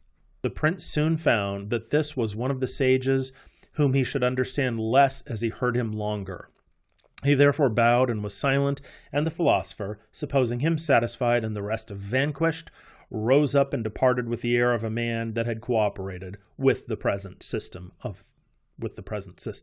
Chapter 23. The prince and his sister divide between them the work of observation. Rasselas returned home full of reflections, doubting how to direct his future steps. Of the way to happiness he found the learned and simple equally ignorant, but as he was yet young, he flattered himself that he had time remaining for more experiments and further inquiries. He communicated to Imlok his observations and his doubts, but was answered by him with new doubts and remarks that gave him no comfort. He therefore discoursed more frequently and freely with his sister, who had yet the same hope with himself, and always assisted him to give some reason why, though he had been hitherto frustrated, he might succeed at last. "We have hitherto," said she, "known but little of the world. We have never yet been either great or mean. In our own country, though we had royalty, we had no power. And in this we have not yet seen the private recesses of domestic peace. Imlok favors not our search, lest we should in him find him mistaken. We will divide the task between us. You shall try what is to be found in the splendor of courts, and I will range the shades of humbler life. Perhaps command and authority may be the supreme blessings, as they afford the most opportunities of doing good, or perhaps what this world can give may be found in the modest habitations of middle fortune, too low for great designs and too high for penury and distress." Chapter 24. The prince examines the happiness of high stations. Rasselas applauded the design and appeared next day with a splendid retinue at the court of the Pasha. He was soon distinguished for his magnificence, and admitted as a prince whose curiosity had brought him from distant countries to an intimacy with the great officers and frequent conversation with the Pasha himself. He was at first inclined to believe that the man must be pleased with his own condition, whom all approached with reverence and heard with obedience, and who had the power to extend his edicts to a whole kingdom. "There can be no pleasure," said he, "equal to that of feeling at once the joy of thousands, all made happy by wise administration. Yet, since by the law of subordination this sublime delight can be in one nation but the lot of one, it is surely reasonable to think that there is some satisfaction more popular and accessible, and that millions can hardly be subjected to the will of a single man, only to fill his particular breast with incommunicable content." These thoughts were often in his mind, and he found no solution of the difficulty. But as presents and civilities gained him more familiarity, he found that almost every man who stood high in his employment hated all the rest, and was hated by them, and that their lives were a continual succession of plots and detections, stratagems and escapes, faction and treachery. Many of those who surrounded the Basha were sent only to watch and report his conduct. Every tongue was measuring censure, and every eye was searching for a fault. At last the letters of revocation arrived. The Pasha was carried in chains to Constantinople, and his name was mentioned no more. "What are we now to think of the prerogatives of power?" said Rasselas to his sister. "Is it without efficacy to good, or is the subordinate degree only dangerous, and the supreme safe and glorious? Is the Sultan the only happy man in his dominions, or is the Sultan himself subject to the torments of suspicion and the dread of enemies?" In a short time the second Pasha was deposed. The Sultan that advanced him was murdered by the Janissaries, and his successor had other views or different favorites. Chapter 25. The Princess pursues her inquiry with more diligence than success. The princess in the meantime insinuated herself into many families, for there are few doors through which liberality, joined with good humor, cannot find its way. The daughters of many houses were airy and cheerful, but Nakaya had been too long accustomed to the conversation of Imlok and her brother to be much pleased with childish levity and prattle which had no meaning. She found their thoughts narrow, their wishes low, and their merriment often artificial. Their pleasures, poor as they were, could not be preserved pure, but were embittered by petty competitions and worthless emulation. They were always jealous of the beauty of each other, of a quality to which solicitude can add nothing, and from which detraction can take nothing away. Many were in love with triflers like themselves, and many fancied that they were in love when in truth they were only idle. Their affection was not fixed on sense or virtue, and therefore seldom ended but in vexation. Their grief, however, like their joy, was transient. Everything floated in their mind, unconnected with the past or future, so that one desire easily gave way to another, as a second stone cast into the water effaces and confounds the circles of the first. With these girls she played as with inoffensive animals, and found them proud of her countenance and weary of her company. But her purpose was to examine more deeply, and her affability easily persuaded the hearts that were swelling with sorrow to discharge their secrets in her ear, and those whom hope flattered or prosperity delighted often courted her to partake their pleasure. The princess and her brother commonly met in the evening in a private summer-house on the banks of the Nile, and related to each other the occurrences of the day. As they were sitting together, the princess cast her eyes upon the river that flowed before her. "Answer," said she, "great father of waters, thou that rollest thy goods through 80 nations, to the invocations of the daughter of thy native king. Tell me if thou waterest through all thy course a single habitation from which thou dost not hear the murmurs of complaint." "You are then," said Rasselas, "not more successful in private houses than I have been in courts?" "I have, since the last partition of our provinces," said the princess, "enabled myself to enter familiarly into many families, where there was the fairest show of prosperity and peace, and know not one house that is not haunted by some fury that destroys their quiet. I did not seek ease among the poor, because I concluded that there it could not be found, but I saw many poor whom I had supposed to live in affluence. Poverty has in large cities very different appearances.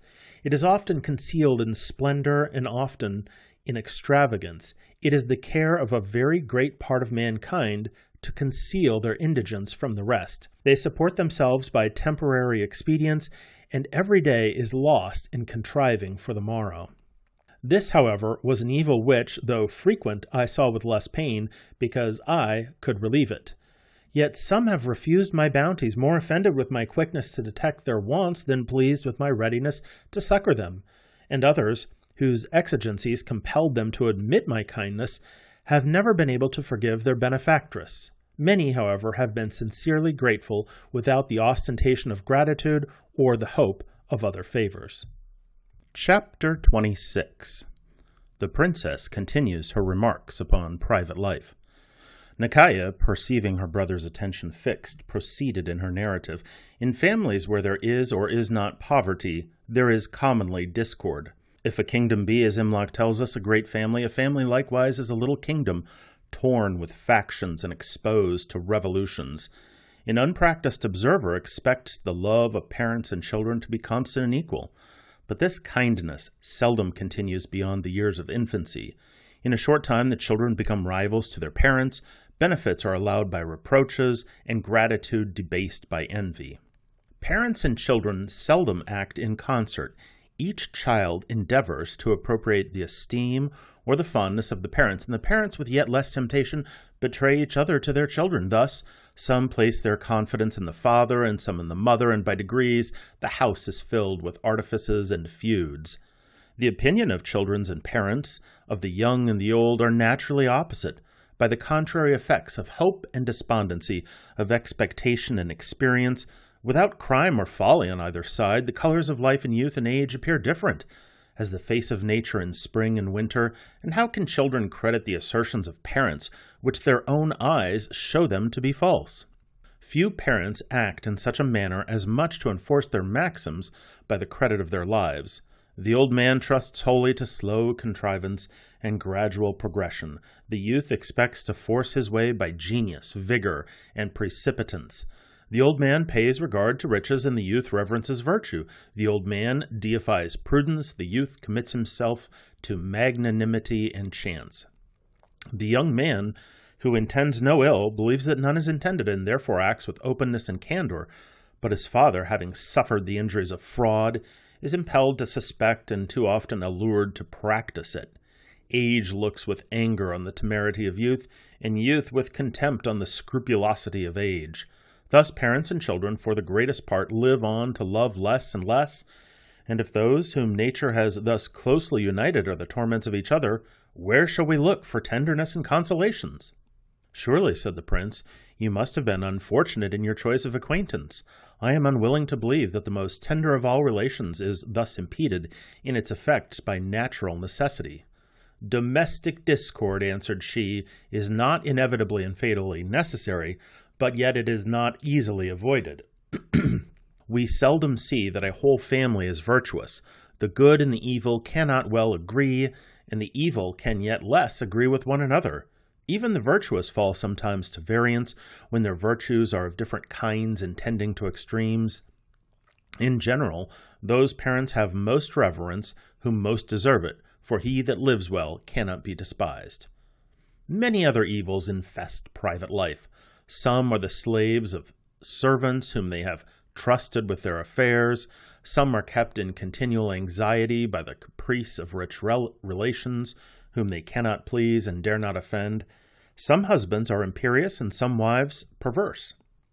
And as it is always more easy to do evil than good, though the wisdom of virtue one can very rarely make many happy, the folly or vice of one makes many miserable. If such be the general effect of marriage, said the prince, I shall for the future think it dangerous to connect my interest with that of another, lest I should be unhappy for my partner's fault.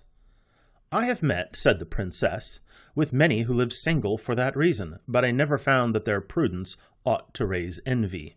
They dream away their time without friendship, without fondness, and are driven to rid themselves of the day for which they have no use, by childish amusements or vicious delights. They act as beings under the constant sense of some known inferiority that fills their minds with rancor and their tongues with censure.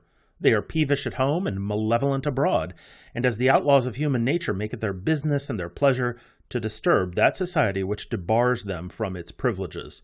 To live without feeling or exciting sympathy, to be fortunate without adding to the felicity of others, or afflicted without tasting the balm of pity, is a state more gloomy than solitude.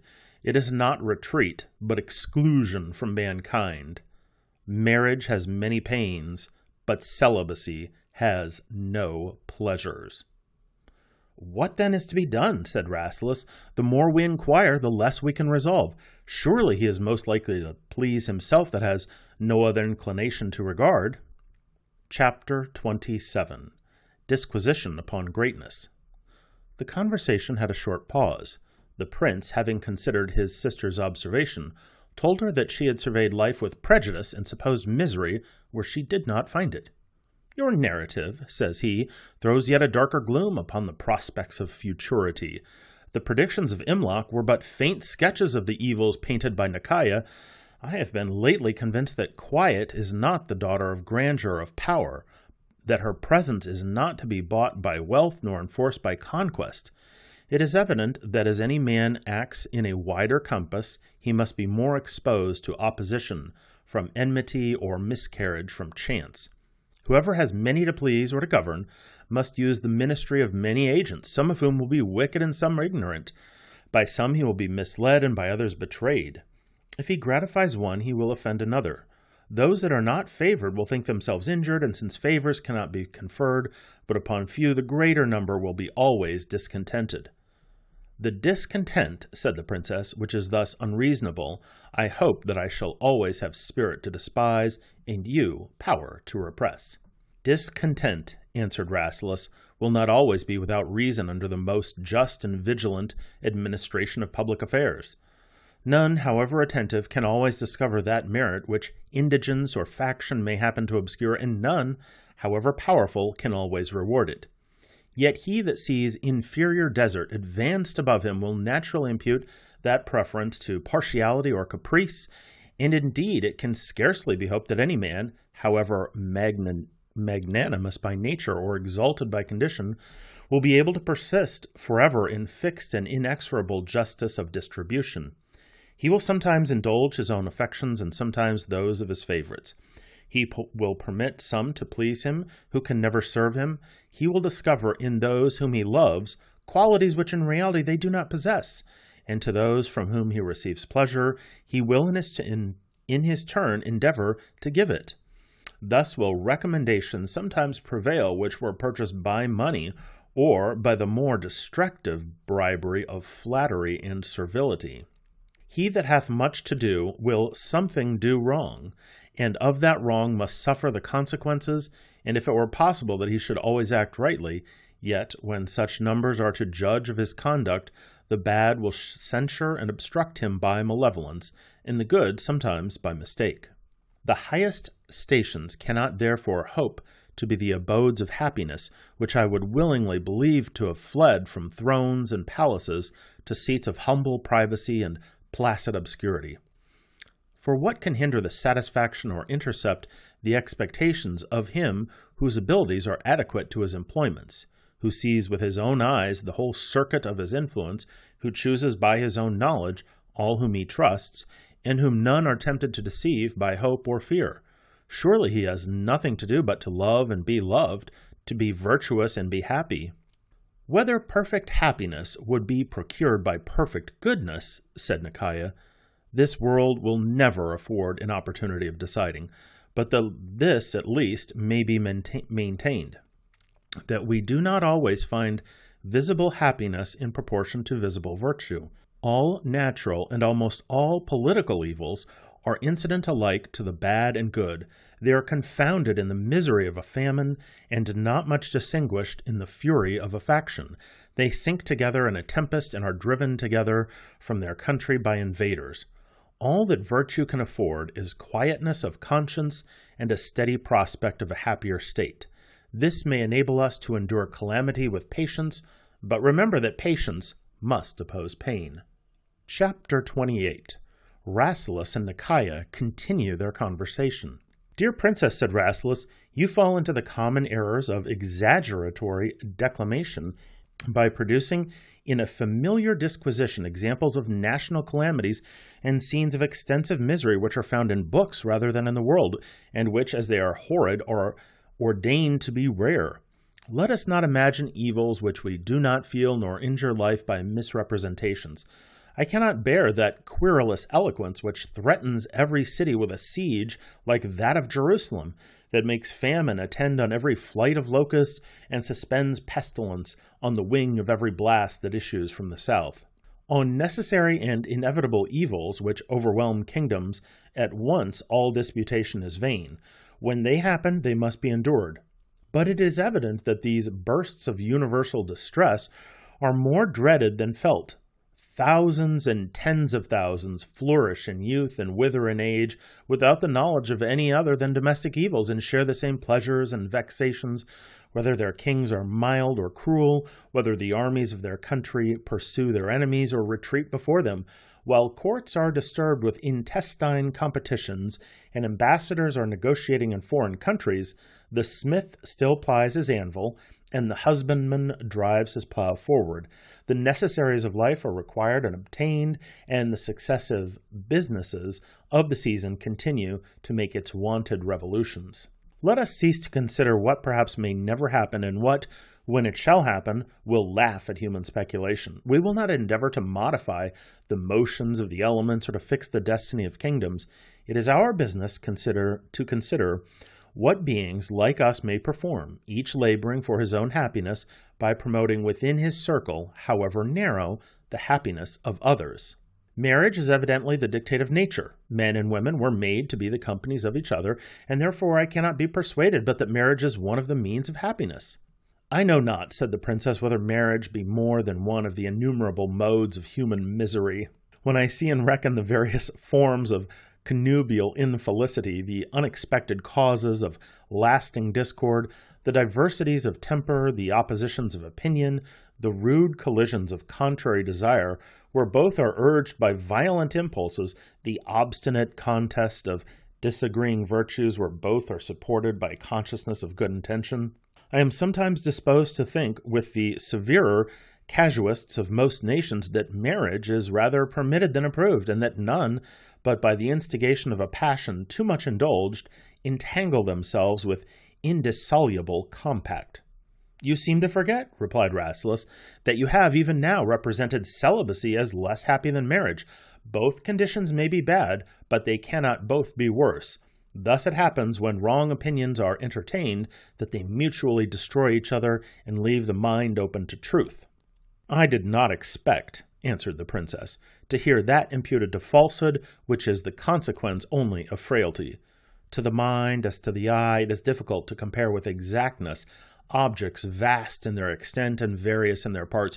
When we see or conceive the whole at once, we readily note the discriminations and decide the preference.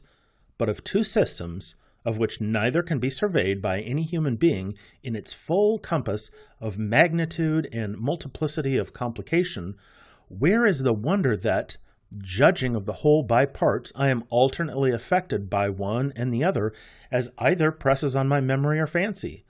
We differ from ourselves just as we differ from each other when we see only part of the question, as in the multifarious relations of politics and morality.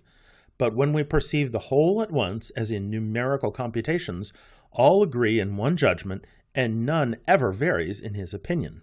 Let us not add, said the prince, to the other evils of life the bitterness of controversy, nor endeavor to vie with each other in subtleties of argument. We are employed in a search of which both are equally to enjoy the success or suffer by the miscarriage. It is therefore fit that we assist each other. You surely conclude too hastily from the infelicity of marriage against its institution. Will not the misery of life prove equally that life cannot be the gift of heaven? The world must be peopled by marriage or peopled without it. How the world is to be peopled, returned Nakaya, is not my care and need not be yours. I see no danger that the present generation should omit to leave successors behind them. We are not now inquiring for the world, but for ourselves. Chapter 29. The Debate on Marriage continued. The good of the whole, says Rasselas, is the same with the good of all its parts. If marriage be best for mankind, it must be evidently best for individuals, or a permanent and necessary duty must be the cause of evil, and some must be inevitably sacrificed to the convenience of others. In the estimate which you have made of the two states, it appears that the incommodities of a single life are in a great measure necessary and certain, but those of the conjugal state accidental and avoidable. I cannot forbear to flatter myself that prudence and benevolence will make marriage happy. The general folly of mankind is the cause of general complaint. What can be expected but disappointment and repentance from a choice made in the immaturity of youth, in the ardor of desire, without judgment, without foresight, without inquiry after conformity of opinions, similarity of manners, rectitude of judgment, or purity of sentiment? Such is the common process of marriage. A youth and maiden, meeting by chance or brought together by artifice, exchange glances, reciprocate civilities, go home and dream of one another. Having little to divert attention or diversify thought, they find themselves uneasy when they are apart, and therefore conclude that they shall be happy together. They marry and discover what nothing but voluntary blindness before had concealed. They wear out life in altercations and charge nature with cruelty. From those early marriages proceeds likewise the rivalry of parents and children.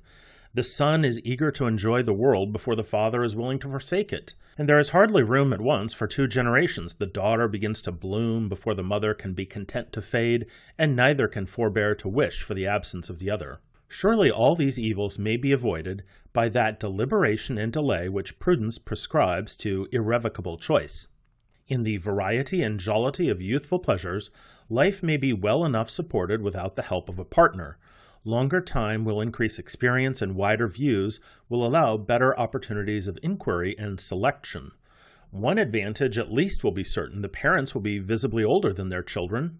What reason cannot collect, said Nikaya, and what experiment has not yet taught, can be known only from the report of others. I have been told that late marriages are not eminently happy. This is a question too important to be neglected, and I have often proposed it to those whose accuracy of remark and comprehensiveness of knowledge made their suffrages worthy of regard. They have generally determined that it is dangerous for a man and woman to suspend their fate upon each other at a time when opinions are fixed and habits are established, when friendships have been contracted on both sides, when life has been planned into method, and the mind has long enjoyed the contemplation of its own prospects. It is scarcely possible that 2 traveling through the world under the conduct of chance should have been both directed to the same path, and it will not often happen that either will quit the track which custom has made pleasing. When the desultory levity of youth has settled into regularity, it is soon succeeded by pride, ashamed to yield, or obstinacy, delighting to contend. And even though mutual esteem produces mutual desire to please, time itself, as it modifies unchangeably the external mean, determines likewise the direction of the passions, and gives an inflexible rigidity to the manners. Long customs are not easily broken. He that attempts to change the course of his own life very often labors in vain. And how shall we do that for others which we are seldom able to do for ourselves? But surely, interposed the prince, you suppose the chief motive of choice forgotten or neglected. Whenever I shall seek a wife, it shall be my first question whether she be willing to be led by reason. Thus it is, said Nikaya, that philosophers are deceived. There are 1,000 familiar disputes which reason can never decide, questions that elude investigation and make logic ridiculous, cases where something must be done and where little can be said. Consider the state of mankind, and inquire how few can be supposed to act upon any occasions, whether small or great, with all the reasons of action present to their minds. Wretched would be the pair, above all names of wretchedness, who should be doomed to adjust by reason every morning all the minute details of a domestic day. Those who marry at an advanced age will probably escape the encroachments of their children, but in the diminution of this advantage, they will be likely to leave them ignorant and helpless to a guardian's mercy. Or if that should not happen, they must at least go out of the world before they see those whom they love best either wise or great. From their children, if they have less to fear, they have less also to hope, and they lose without equivalent the joys of early love and the convenience of uniting with manners pliant and minds susceptible of new impressions, which might wear away their dissimilitudes by long cohabitation, as soft bodies by continual attrition conform their surfaces to each other. I believe it will be found that those who marry late are best pleased with their children, and those who marry early with their partners. The union of these 2 affections, said Rasselas, would produce all that could be wished. Perhaps there is a time when marriage might unite them. a time neither too early for the father nor too late for the husband. Every hour, answered the princess, confirms my prejudice in favor of the position so often uttered by the mouth of Imlok, that nature sets her gifts on the right hand and on the left. Those conditions which flatter hope and attract desire are so constituted that as we approach one, we recede from another. There are goods so opposed that we cannot seize both, but by too much prudence may pass between them at too great a distance to reach either. This is often the fate of long consideration. He does nothing who endeavors to do more than he is allowed to humanity. Flatter not yourself with contrarieties of pleasure. Of the blessings set before you, make your choice and be content. No man can taste the fruits of autumn while he is delighting his scent with the flowers of the spring. No man can at the same time fill his cup from the source and from the mouth of the Nile. Chapter 30. Imlok enters and changes the conversation. Here Imlok entered and interrupted them. Imlok, said Rasselas, I have been taking from the princess the dismal history of private life, and am almost discouraged from further search. It seems to me, said Imlok, that while you are making the choice of life, you neglect to live. You wander about a single city, which, however large and diversified, can now afford few novelties, and forget that you are in a country famous among the earliest monarchies for the power and wisdom of its inhabitants, a country where the sciences first dawned that illuminate the world, and beyond which the arts cannot be traced, of civil society or domestic life. The old Egyptians have left behind them monuments of industry and power before which all European magnificence is confessed to fade away. The ruins of their architecture are the schools of modern builders, and from the wonders which time has spared, we may conjecture, though uncertainly, what it has destroyed. My curiosity, said Rasselas, does not very strongly lead me to survey piles of stone or mounds of earth. My business is with man. I came hither not to measure fragments of temples or trace choked aqueducts, but to look upon the various scenes of the present world. The things that are now before us, said the princess, require attention and deserve it. What have I to do with the heroes or the monuments of ancient times, with times which can never return, and heroes whose form of life was different from all that the present condition of mankind requires or allows? To know anything, returned the poet, we must know its effects. To see men, we must see their works, that we may learn what reason has dictated or passion excited, and find what are the most powerful motives of action. To judge rightly of the present, we must oppose it to the past, for all judgment is comparative, and of the future nothing can be known. The truth is that no mind is much employed upon the present. Recollection and anticipation fill up almost all our moments. Our passions are joy and grief, love and hatred, hope and fear. Of joy and grief the past is the object, and the future of hope and fear. Even love and hatred respect the past, for the cause must have been before the effect. The present state of things is the consequence of the former, and it is natural to inquire what were the sources of the good that we enjoy or the evils that we suffer. If we act only for ourselves, to neglect the study of history is not prudent.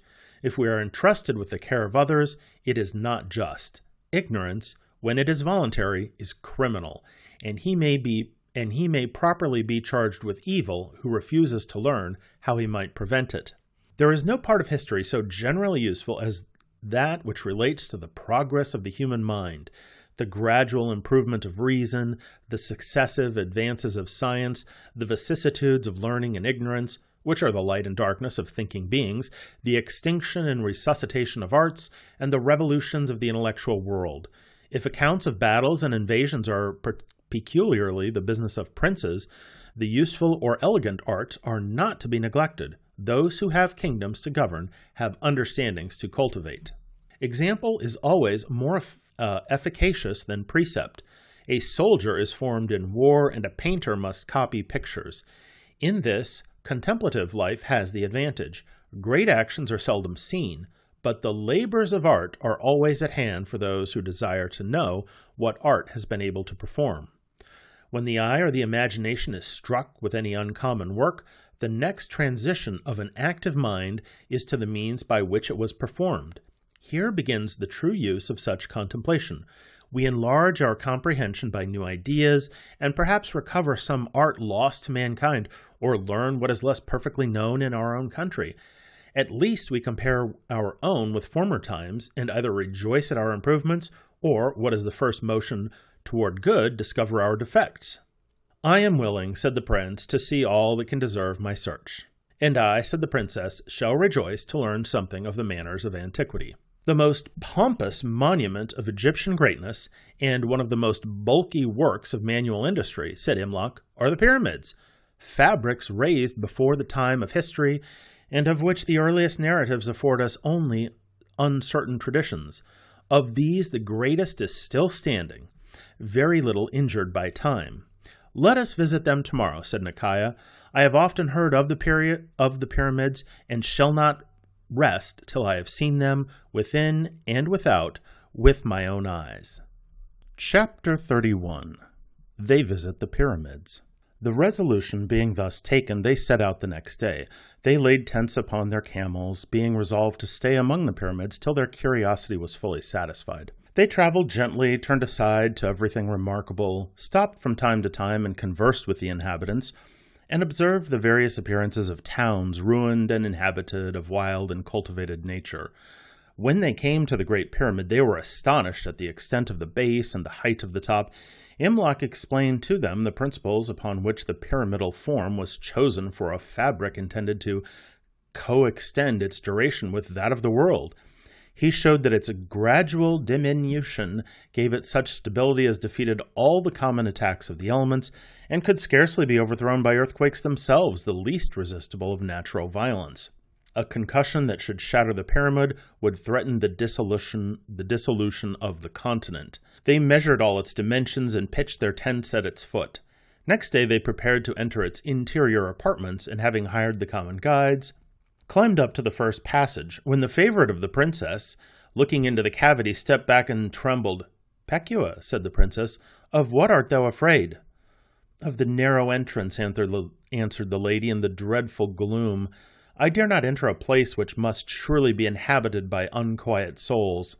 The original possessors of these dreadful vaults will start up before us, and perhaps shut us in forever."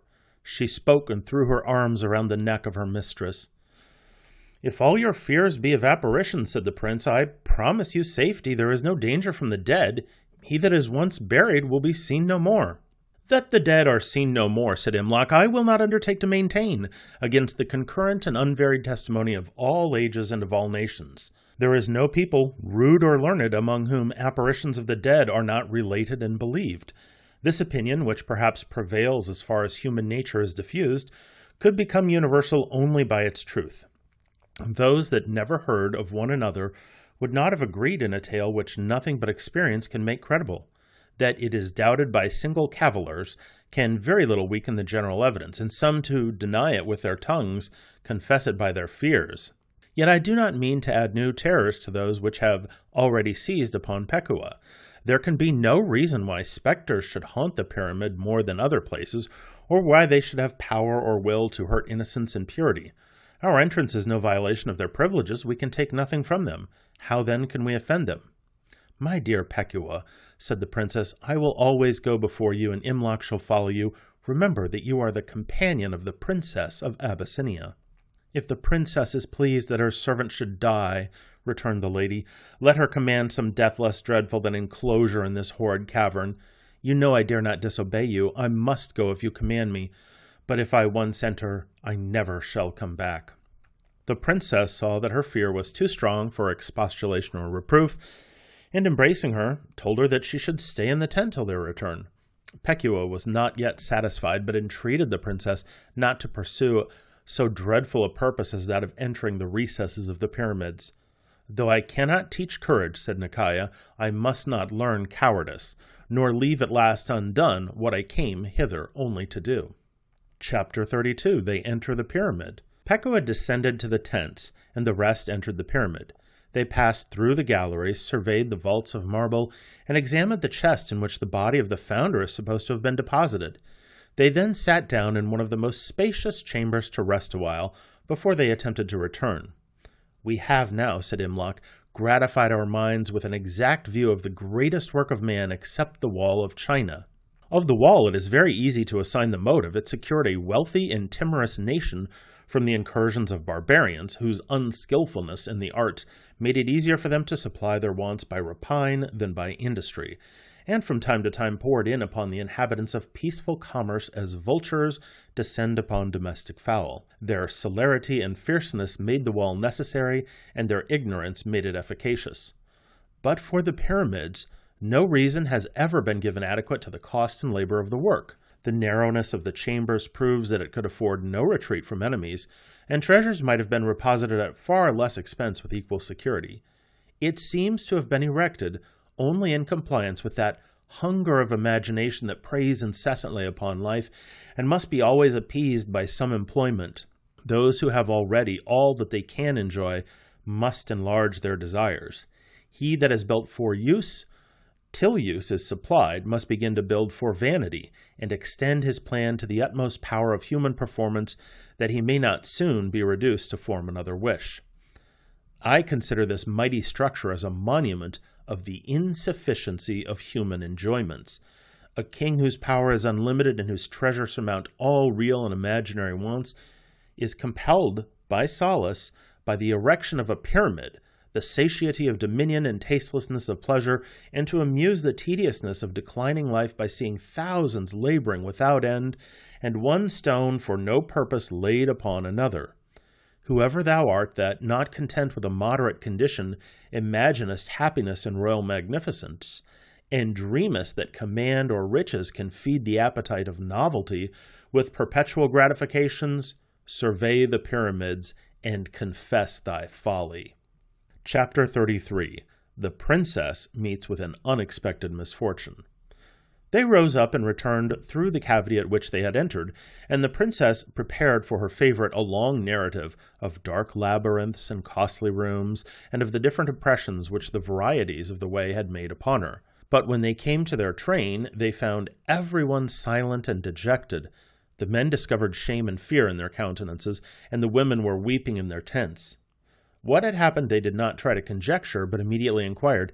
"You had scarcely entered into the pyramid," said one of the attendants, "when a troop of Arabs rushed upon us. We were too few to resist them and too slow to escape.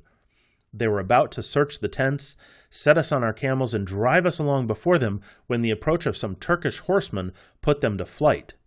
But they seized the Lady Pekua with her 2 maids and carried them away.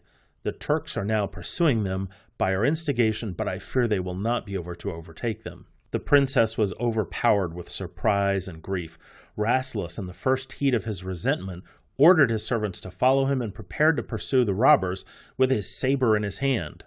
"Sir," said Imlok, "what can you hope from violence or valor? The Arabs are mounted on horses trained to battle and retreat. We have only beasts of burden. By leaving our present station we may lose the princess, but cannot hope to regain Pekua." In a short time the Turks returned, having not been able to reach the enemy. The princess burst out into new lamentations, and Rasselas could scarcely forbear to reproach them with cowardice, but Imlok was of opinion that the escape of the Arabs was no addition to their misfortune, for perhaps they would have killed their captives rather than have resigned them. Chapter 34. They returned to Cairo without Pekua. There was nothing to be hoped for from longer stay.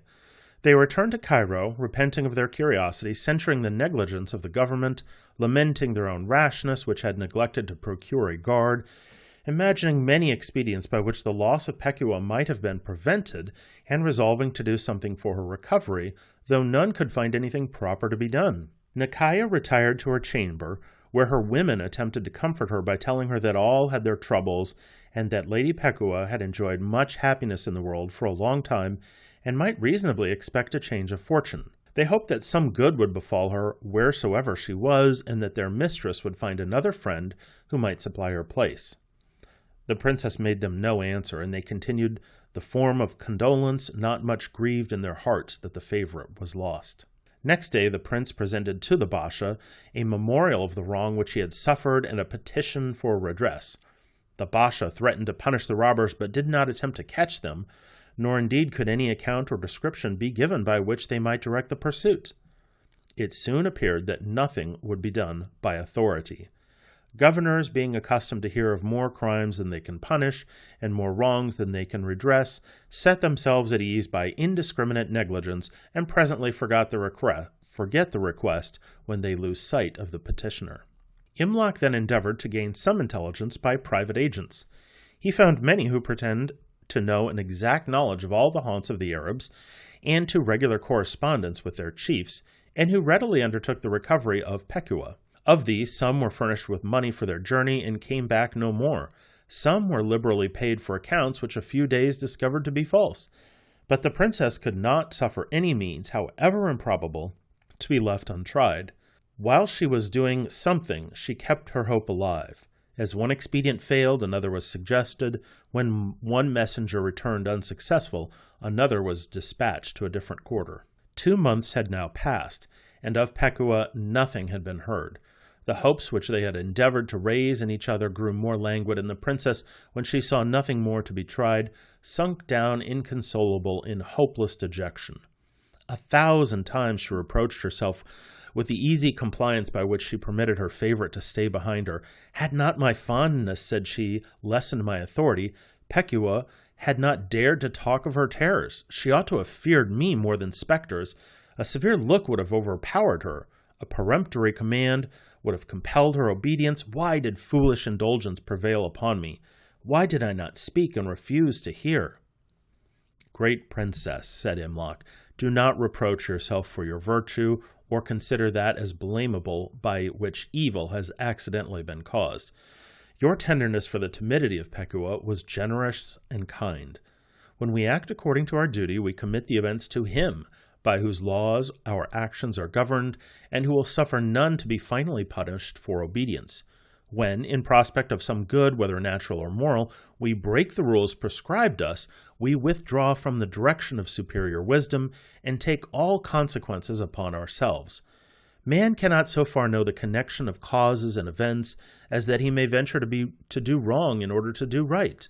When we pursue our end by lawful means, we may always console our miscarriage by the hope of future recompense. When we consult only our own policy and attempt to find a nearer way to good by overleaping the settled boundaries of right and wrong, we cannot be happy even by success, because we cannot escape the consciousness of our fault. But if we miscarry, the disappointment is irremediably embittered. How comfortless is the sorrow of him who feels at once the pangs of guilt and the vexation of calamity which guilt has brought upon him. Consider, princess, what would have been your condition if the lady Pekuah had entreated to accompany you, and, being compelled to stay in the tents, had been carried away? Or how would you have borne the thought if you had forced her into the pyramid, and she had died before you in agonies of terror? Had either happened, said Micaiah, I could not have endured life till now. I should have been tortured to madness by the remembrance of such cruelty, or must have pined away in abhorrence of myself.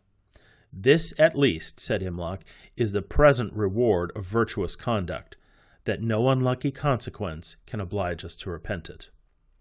Chapter 35. The Princess languages for want of Pekuah. Micaiah, being thus reconciled to herself, found that no evil is insupportable but that which is accompanied with consciousness of wrong. She was from that time delivered from the violence of tempestuous sorrow, and sunk into silent pensiveness and gloomy tranquillity. She sat from morning to evening, recollecting all that had been done or said by Pekuah, treasured up with care every trifle on which Pekuah had settled in accidental value, and which might recall to mind any little incident or careless conversation. The sentiments of her whom she now expected to see no more were treasured in her memory as rules of life, and she deliberated to no other end than to conjecture on any occasion what would have been the opinion and counsel of Pekuah. The women by whom she was attended knew nothing of her real condition, and therefore she could not talk to them but with caution and reserve.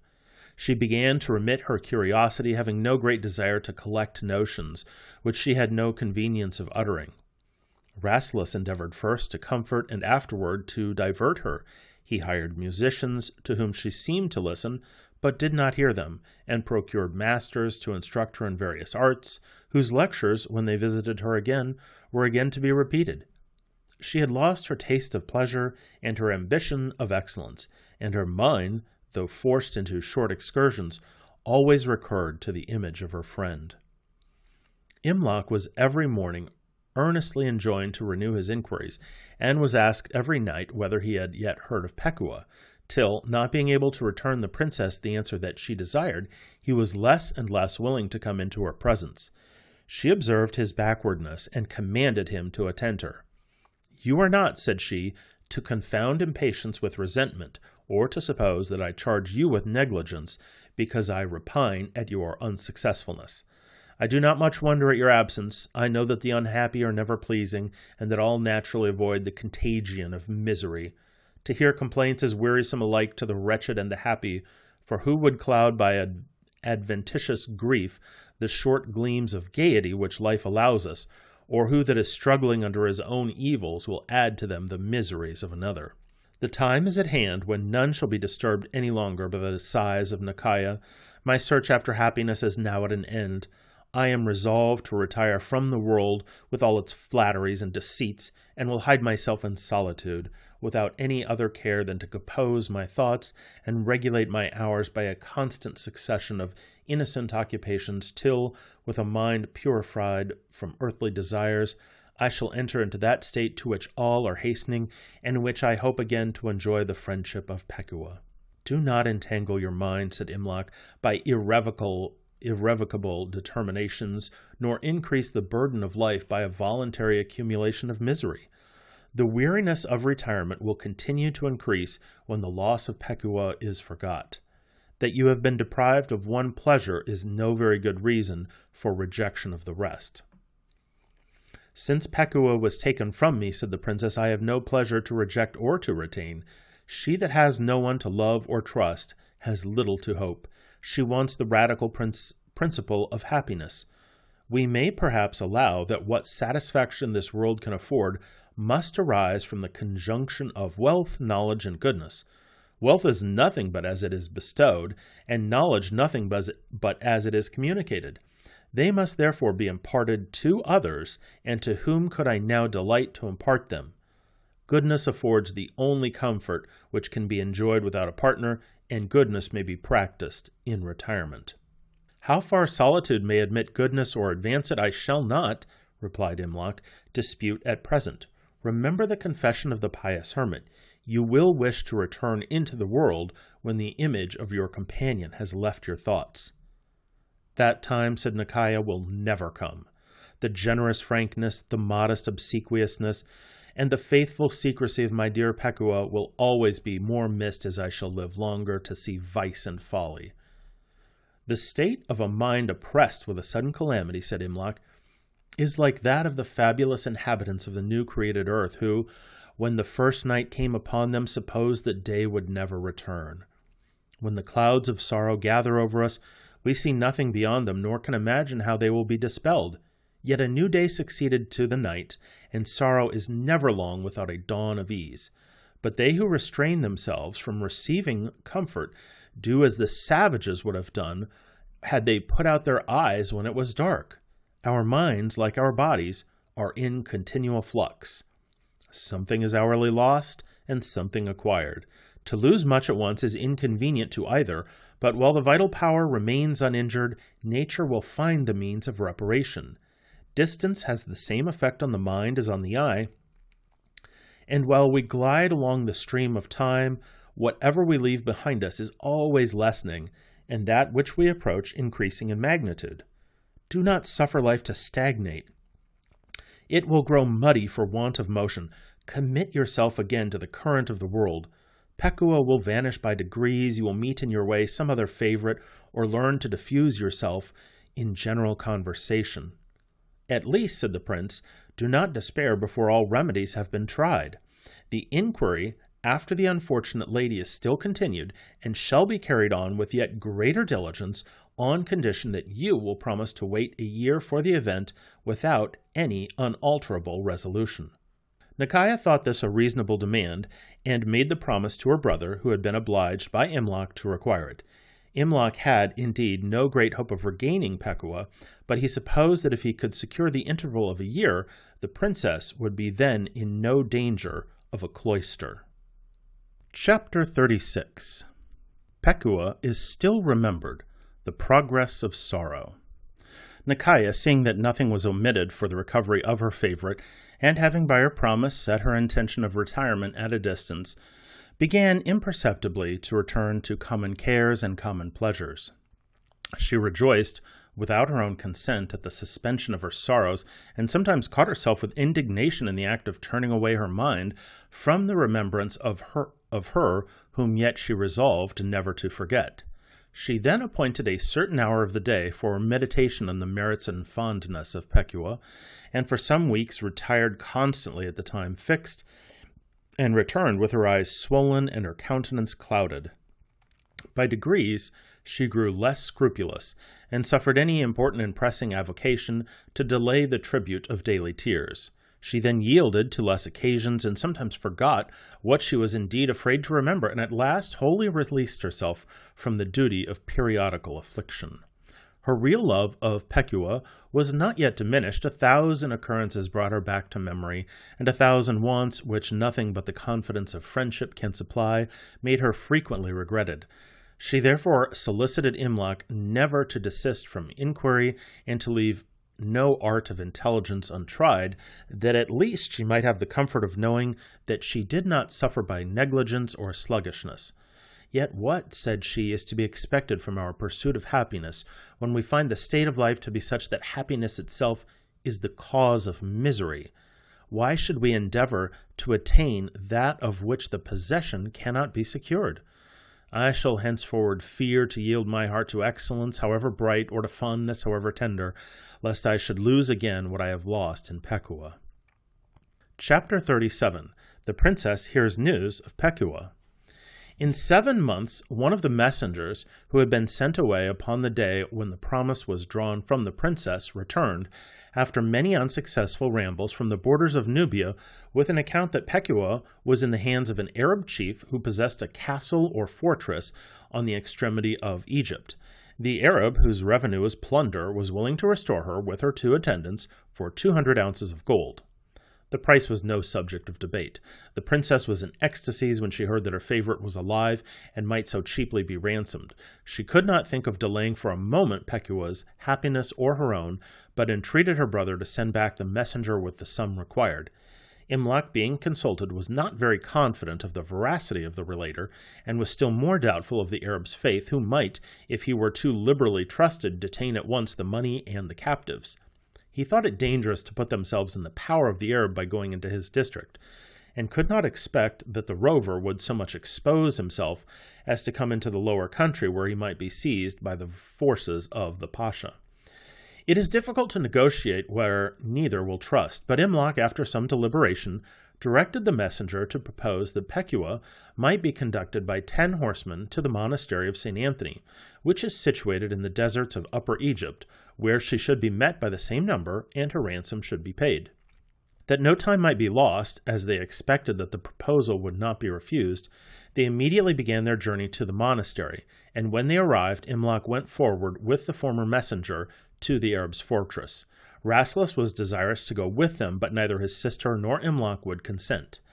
The Arab, according to the custom of his nation, observed the laws of hospitality with great exactness to those who put themselves into his power, and in a few days brought Pekua with her maids by easy journeys to the place appointed, where, receiving the stipulated price, he restored her with great respect to Liberty and her friends, and undertook to conduct them back toward Cairo beyond all dangers of robbery or violence.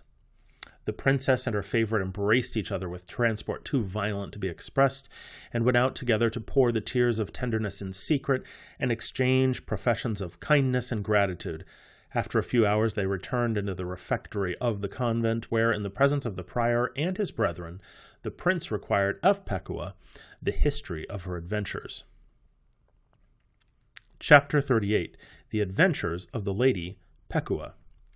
At what time and in what manner I was forced away, said Pekua, your servants have told you. The suddenness of the event struck me with surprise, and I was at first rather stupefied than agitated with any passion of fear or sorrow.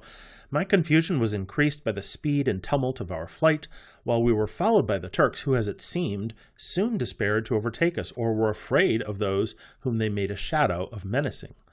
When the Arabs themselves saw were out of danger, they slackened their course, and as I was less harassed by external violence, I began to feel more uneasiness in my mind.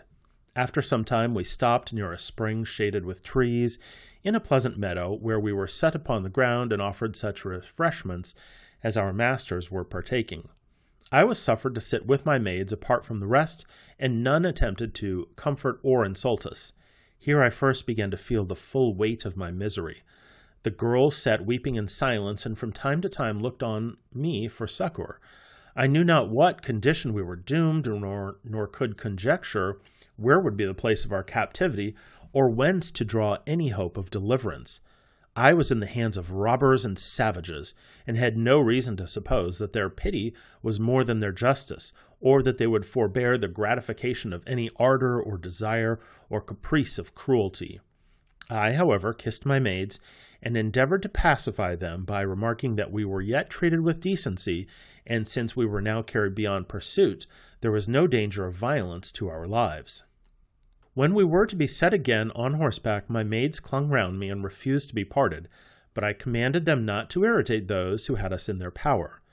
We traveled the remaining part of the day through an unfrequented and pathless country, and came by moonlight to the side of a hill where the rest of the troop was stationed. Their tents were pitched and their fires kindled, and our chief was welcomed as a man much beloved by his dependents. We were received into a large tent, where we found women who had attended their husbands in the expedition. They set before us the supper which they had provided, and I ate it rather to encourage my maids than to comply with any appetite of my own. When the meat was taken away, they spread the carpets for repose. I was weary and hoped to find in sleep that remission of distress which nature seldom denies. Ordering myself, therefore, to be undressed, I observed that the women looked very earnestly upon me, not expecting, I suppose, to see me so submissively attended. When my upper vest was taken off, they were apparently struck with the splendor of my clothes, and one of them timorously laid her hand upon the embroidery. She went out, and in a short time came back with another woman, who seemed to be of higher rank and greater authority. She did, at her entrance, the usual act of reverence, and, taking me by the hand, placed me in a smaller tent, spread with finer carpets, where I spent the night quietly with my maids. In the morning, as I was sitting on the grass, the chief of the troop came toward me. I rose up to receive him, and he bowed with great respect. "Illustrious lady," said he, "my fortune is better than I had hoped to presume. I am told by my women that I have a princess in my camp." "Sir," answered I, "your women have deceived themselves and you. I am not a princess, but an unhappy stranger who intended soon to have left this country in which I am now to be imprisoned forever." "Whoever or whencesoever you are," returned the Arab, "your dress and that of your servants show your rank to be high and your wealth to be great. Why should you, who can so easily procure your ransom, think yourself in danger of perpetual captivity? The purpose of my incursions is to increase my riches, or, more properly, to gather tribute. The sons of Ishmael are the natural and hereditary lords of this part of the continent, which is usurped by late invaders and low-born tyrants, from whom we were compelled to take by the sword what is denied to justice. The violence of war admits no distinction. The lance that is lifted at guilt and power will sometimes fall on innocence and gentleness." "How little," said I, "did I expect that yesterday it should have fallen upon me?" "Misfortunes," answered the Arab, "should always be expected. If the eye of hostility could learn reverence or pity, excellence like yours had been exempt from injury. But the angels of affliction spread their toils alike for the virtuous and the wicked, for the mighty and the mean. Do not be disconsolate. I am not one of the lawless and cruel rovers of the desert. I know the rules of civil life. I will fix your ransom, give a passport to your messenger, and perform my stipulation with nice punctuality." You will easily believe that I was pleased with his courtesy, and, finding that his predominant passion was desire for money, I began now to think my danger less, for I knew that no sum would be thought too great for the release of Pekua. I told him that he should have no reason to charge me with ingratitude if I was used with kindness, and that any ransom which could be expected for a maid of common rank would be paid, but that he must not persist to rate me as a princess.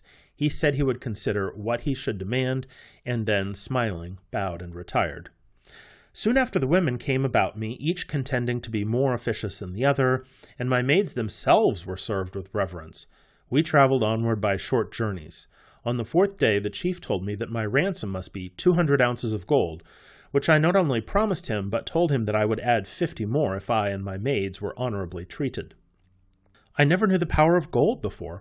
From that time I was the leader of the troop. The march of every day was longer or shorter as I commanded, and the tents were pitched where I chose to rest. We now had camels and other conveniences for travel. My own women were always at my side, and I amused myself with observing the manners of the vagrant nations, and with viewing remains of ancient edifices, with which these deserted countries appear to have been, in some distant age, lavishly embellished. The chief of the band was a man far from illiterate. He was able to travel by the stars or the compass, and had marked in his erratic expeditions such places as are most worthy the notice of a passenger. He observed to me that buildings are always best preserved in places little frequented and difficult of access, for when once a country declines from its primitive splendor, the more inhabitants are left, the quicker ruin will be made.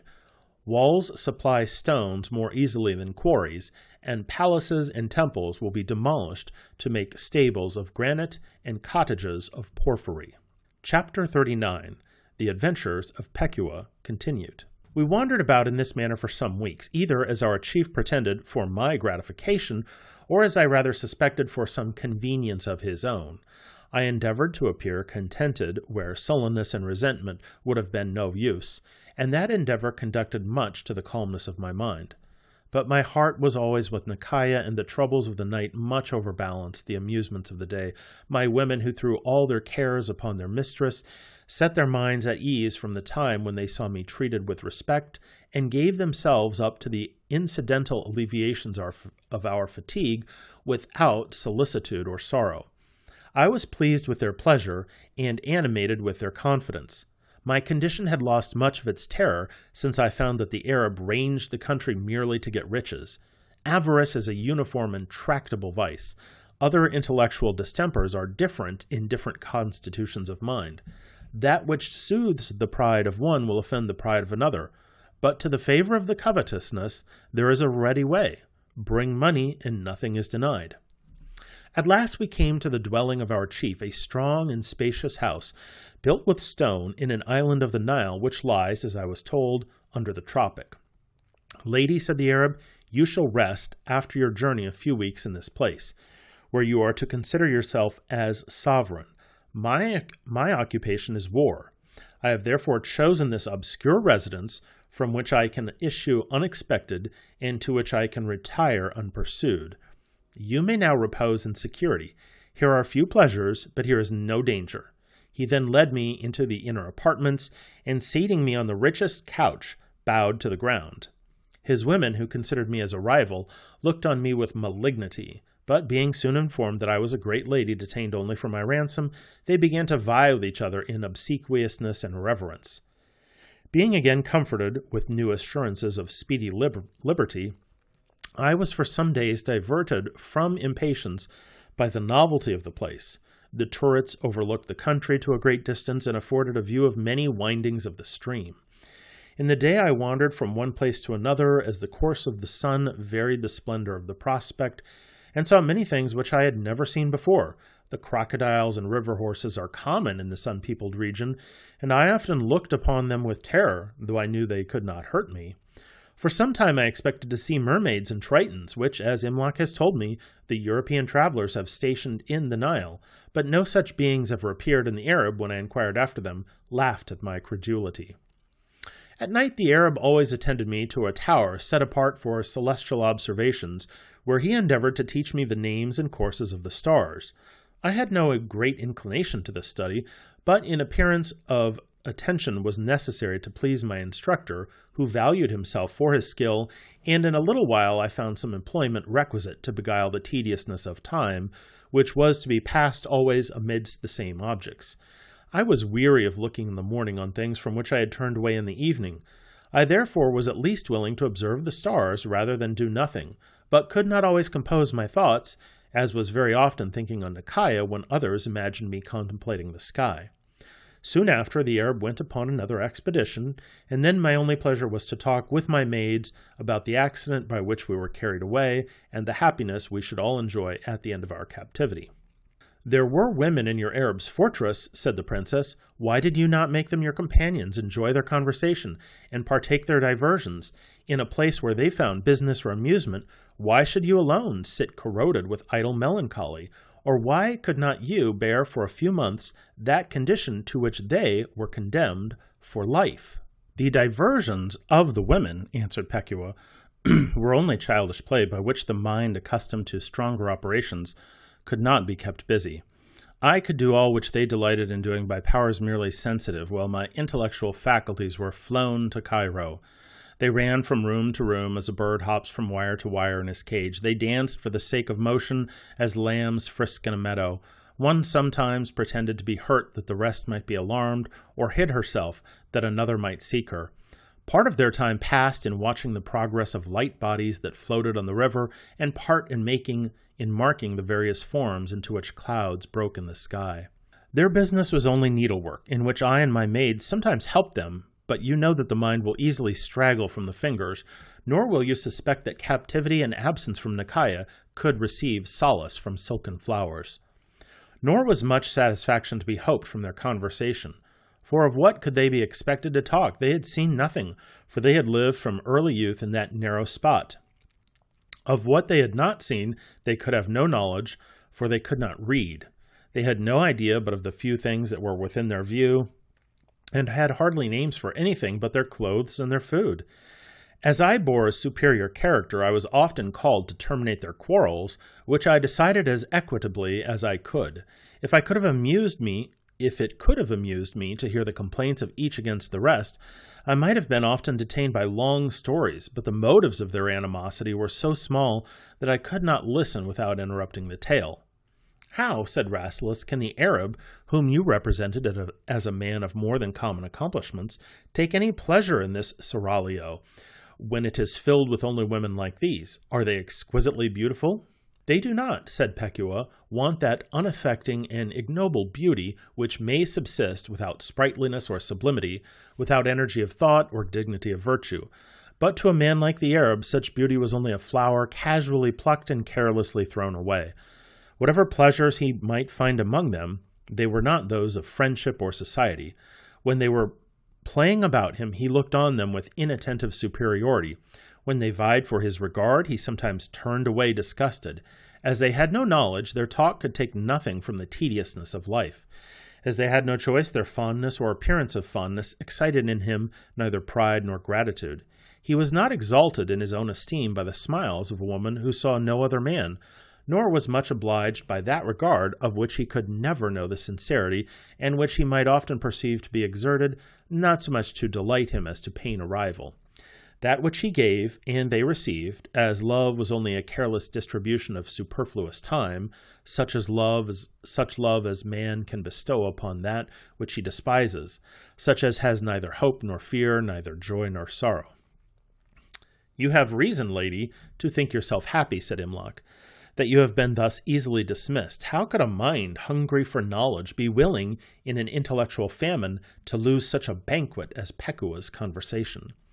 "I am inclined to believe," answered Pekuah, "that he was for some time in suspense, for, notwithstanding his promise, whenever I proposed to dispatch a messenger to Cairo, he found some excuse for delay. While I was detained in his house, he made many incursions into the neighboring countries, and perhaps he would have refused to discharge me had his plunder been equal to his wishes. He returned always courteous, related his adventures, delighted to hear my observations, and endeavored to advance my acquaintance with the stars. When I importuned him to send away my letters, he soothed me with professions of honor and sincerity, and when I could be no longer decently denied, put his troop again in motion, and left me to govern in his absence. I was much afflicted by his studied procrastination, and was sometimes afraid that I should be forgotten, that you would leave Cairo, and I must end my days in an island of the Nile. I grew at last hopeless and dejected, and cared so little to entertain him that he for a while more frequently talked with my maids. That he should fall in love with them or with me might have been equally fatal, and I was not much pleased with the growing friendship. My anxiety was not long, for, as I recovered some degree of cheerfulness, he returned to me, and I could not forbear to despise my former uneasiness. He still delayed to send for my ransom, and would perhaps never have determined had not your agent found his way to him. The gold which he would not fetch he could not reject when it was offered. He hastened to prepare for our journey hither, like a man delivered from the pain of an intestine conflict. I took leave of my companions in the house, who dismissed me with cold indifference. Nikaya, having heard her favorite's relation, rose and embraced her, and Rasselas gave her 100 ounces of gold, which she presented to the Arab for the 50 that were promised. Chapter 40. The History of a Man of Learning. They returned to Cairo, and were so well pleased at finding themselves together that none of them went much abroad. The prince began to love learning, and one day declared to Imlok that he intended to devote himself to science, and pass the rest of his days in literary solitude. "Before you make your final choice," answered Imlok, "you ought to examine its hazards, and converse with some of those who are grown old in the company of themselves. I have just left the observatory of one of the most learned astronomers in the world, who has spent 40 years in unwearied attention to the motion and appearances of the celestial bodies, and has drawn out his soul in endless calculations. He admits a few friends once a month to hear his deductions and enjoy his discoveries. I was introduced as a man of knowledge worthy of his notice. Men of various ideas and fluent conversation are commonly welcome to those whose thoughts have been long fixed upon a single point, and who find the images of other things stealing away. I delighted him with my remarks. He smiled at the narrative of my travels, and was glad to forget the constellations and descend for a moment into the lower world. On the next day of vacation I renewed my visit, and was so fortunate as to please him again.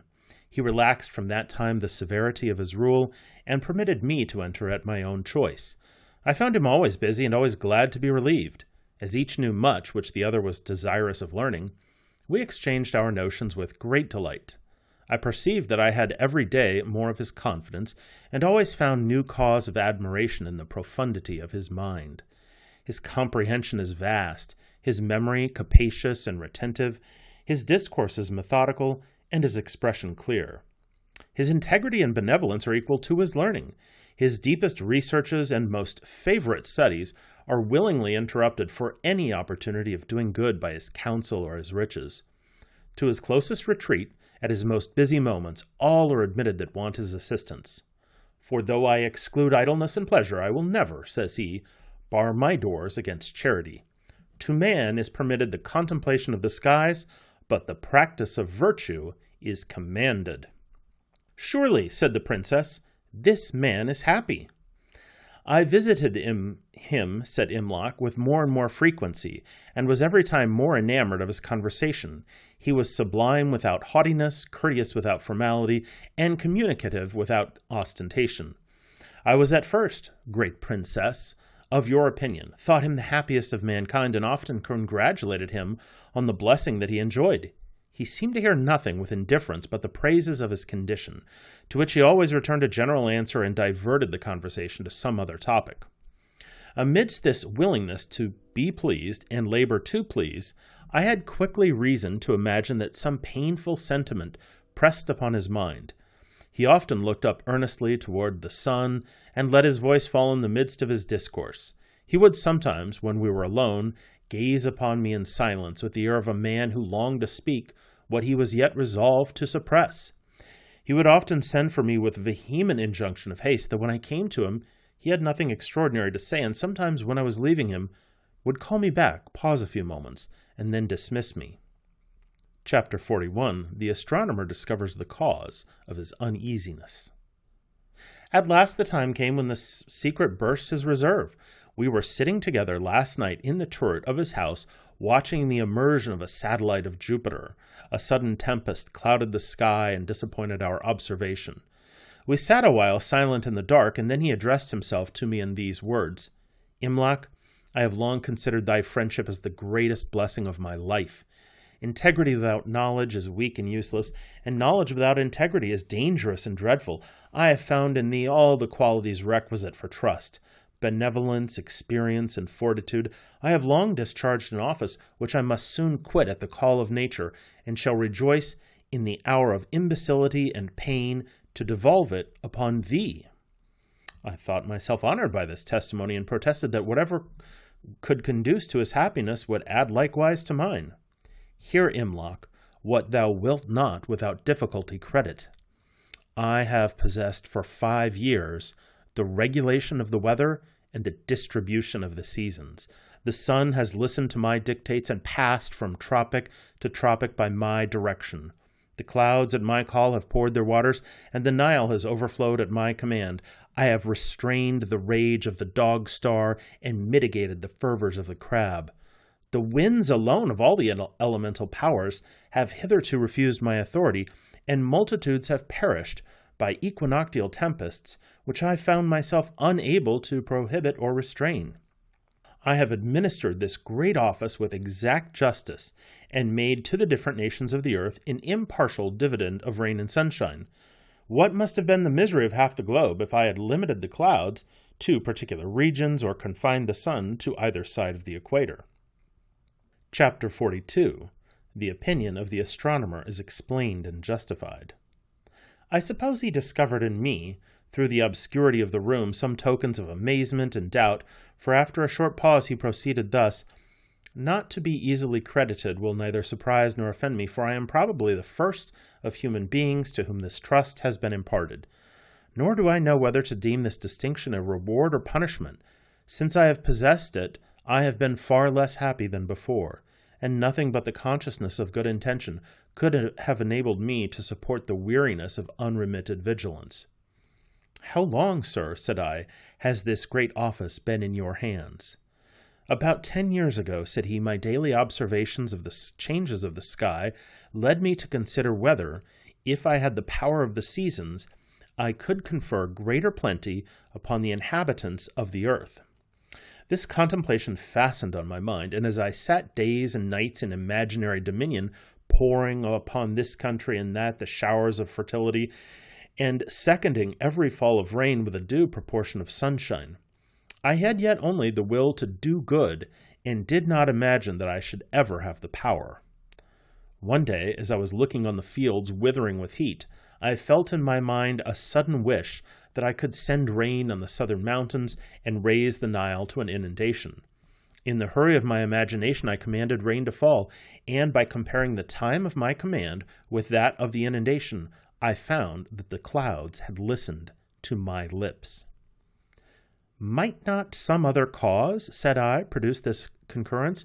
The Nile does not always rise on the same day." "Do not believe," said he with impatience, "that such objections could escape me. I reasoned long against my own conviction, and labored against truth with the utmost obstinacy. I sometimes suspected myself of madness, and should not have dared to impart this secret but to a man like you, capable of distinguishing the wonderful from the impossible, and the incredible from the false." "Why, sir," said I, "do you call that incredible which you know, or think you know, to be true?" "Because," said he, "I cannot prove it by any external evidence, and I know too well the laws of demonstration to think that my conviction ought to influence another who cannot, like me, be conscious of its force. I therefore shall not attempt to gain credit by disputation. It is sufficient that I feel this power that I have long possessed, and every day exerted it. But the life of man is short, the infirmities of age increase upon me, and the time will soon come when the regulator of the year must mingle with the dust. The care of appointing a successor has long disturbed me. The night and the day have been spent in comparisons of all the characters which have come to my knowledge, and I have yet found none so worthy as thyself." Chapter 43. The astronomer leaves Imlok his directions. "Hear therefore what I shall impart with attention, such as the welfare of a world requires. If the task of a king be considered as difficult, who has the care only of a few millions, to whom he cannot do much good or harm, what must be the anxiety of him on whom depends the action of the elements and the great gifts of light and heat? Hear me, therefore, with attention.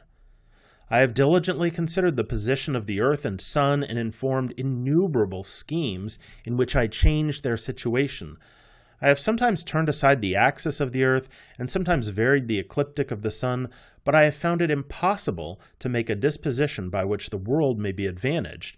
What one region gains, another loses by an imaginable alteration, even without considering the distant parts of the solar system with which we are acquainted. Do not, therefore, in thy administration of the year, indulge thy pride by innovation. Do not please thyself with thinking that thou canst make thyself renowned to all future ages by disordering the seasons. The memory of mischief is no desirable fame. Much less will it become thee to let kindness or interest prevail. Never rob other countries of rain to pour it on thine own. For us, the Nile is sufficient. I promised that when I possessed the power I would use it with inflexible integrity, and he dismissed me, pressing my hand. My heart, said he, will be now at rest, and my benevolence will no more destroy my quiet. I have found a man of wisdom and virtue to whom I can cheerfully bequeath the inheritance of the sun. The prince heard this narration with very serious regard, but the princess smiled, and Pekuah convulsed herself with laughter. Ladies, said Imlok, to mock the heaviest of human afflictions is neither charitable nor wise. Few can attain this man's knowledge, and few practice his virtues, but all may suffer his calamity. Of the uncertainties of our present state, the most dreadful and alarming is the uncertain continuance of reason. The princess was recollected, and the favorite was abashed. Rasselas, more deeply affected, inquired of Imlok whether he thought such maladies of the mind frequent, and how they were contracted. Chapter 44. The dangerous prevalence of imagination. Disorders of intellect, answered Imlok, happen much more than superficial observers will easily believe. Perhaps if we speak with rigorous exactness, no human mind is in its right state. There is no man whose imagination does not sometimes predominate over his reason, who can regulate his attention wholly by his will, and whose ideas will come and go at his command. No man will be found in whose mind airy notions do not sometimes tyrannize and force him to hope or fear beyond the limits of sober probability. All power of fancy over reason is a degree of insanity, but while this power is such as we can control and repress, it is not visible to others nor considered as any deprivation of the mental faculties. It is not pronounced madness, but when it becomes ungovernable and apparently influences speech or action. To indulge the power of fiction and send imagination out upon the wing is often the sport of those who delight too much in silent speculation. When we are alone, we are not always busy. The labor of excogitation is too violent to last long. The ardor of inquiry will sometimes give way to idleness or satiety. He who has nothing external that can divert him must find pleasure in his own thoughts, and must conceive himself what he is not. For who is pleased with what he is? He then expatiates in boundless futurity, and culls from all imaginable conditions that which for the present moment he should most desire, amuses his desires with impossible enjoyments, and confers upon his pride unattainable dominion. The mind dances from scene to scene, unites all pleasures in all combinations, and riots in delights which with nature and fortune, with all their bounty, cannot bestow. In time, some particular train of ideas fixes the attention. All other intellectual gratifications are rejected. The mind, in weariness or leisure, recurs constantly to the favorite conception and feasts on the luscious falsehood whenever she is offended with the bitterness of truth. By degrees, the reign of fancy is confirmed. She grows first imperious and in time despotic. Then fictions begin to operate as realities, false opinions fasten upon the mind, and life passes in dreams of rapture or anguish. This, sir, is one of the dangers of solitude which the hermit has confessed, not always to promote goodness, and the astronomer's misery has proved to be not always propitious to wisdom. I will no more, said the favorite, imagine myself the queen of Abyssinia.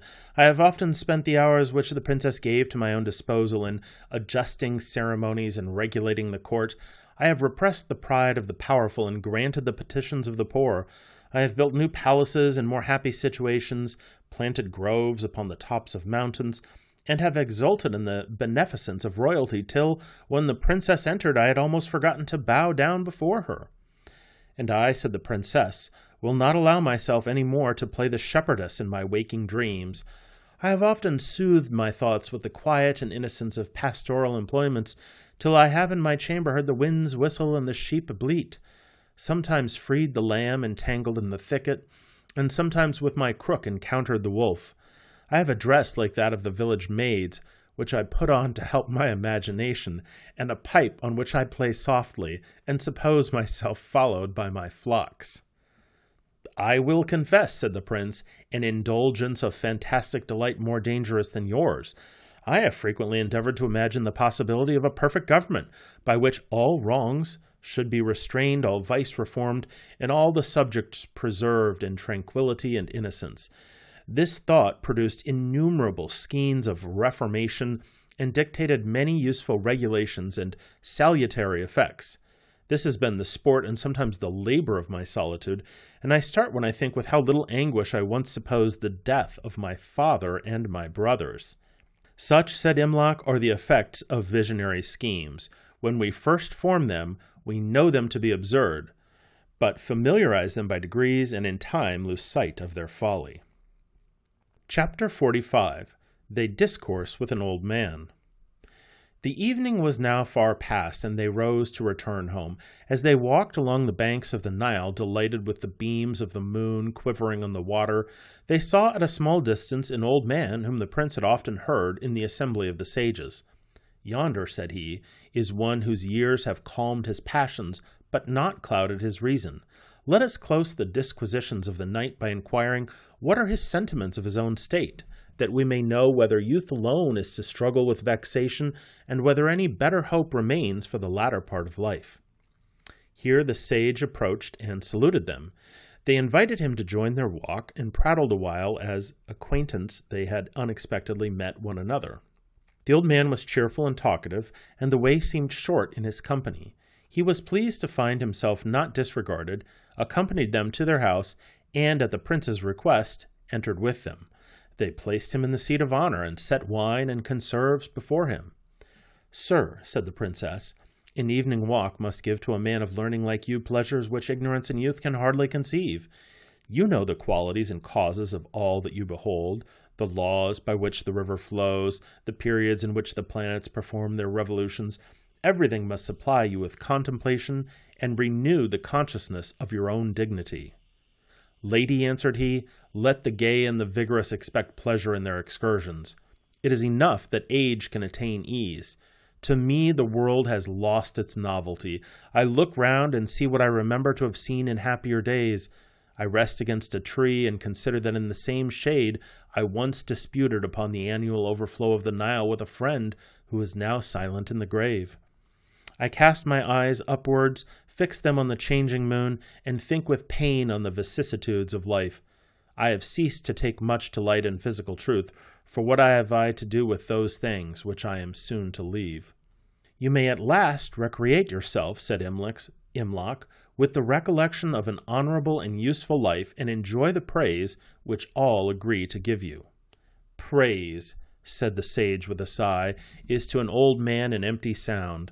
I have neither mother to be delighted with the reputation of her son, nor wife to partake the honors of her husband. I have outlived my friends and my rivals. Nothing is now of much importance, for I cannot extend my interest beyond myself. Youth is delighted with applause because it is considered as the earnest of some future good, and because the prospect of life is far extended. But to me, who am now declining to decrepitude, there is little to be feared from the malevolence of men, and yet less to be hoped from their affection or esteem. Something they may yet take away, but they can give me nothing.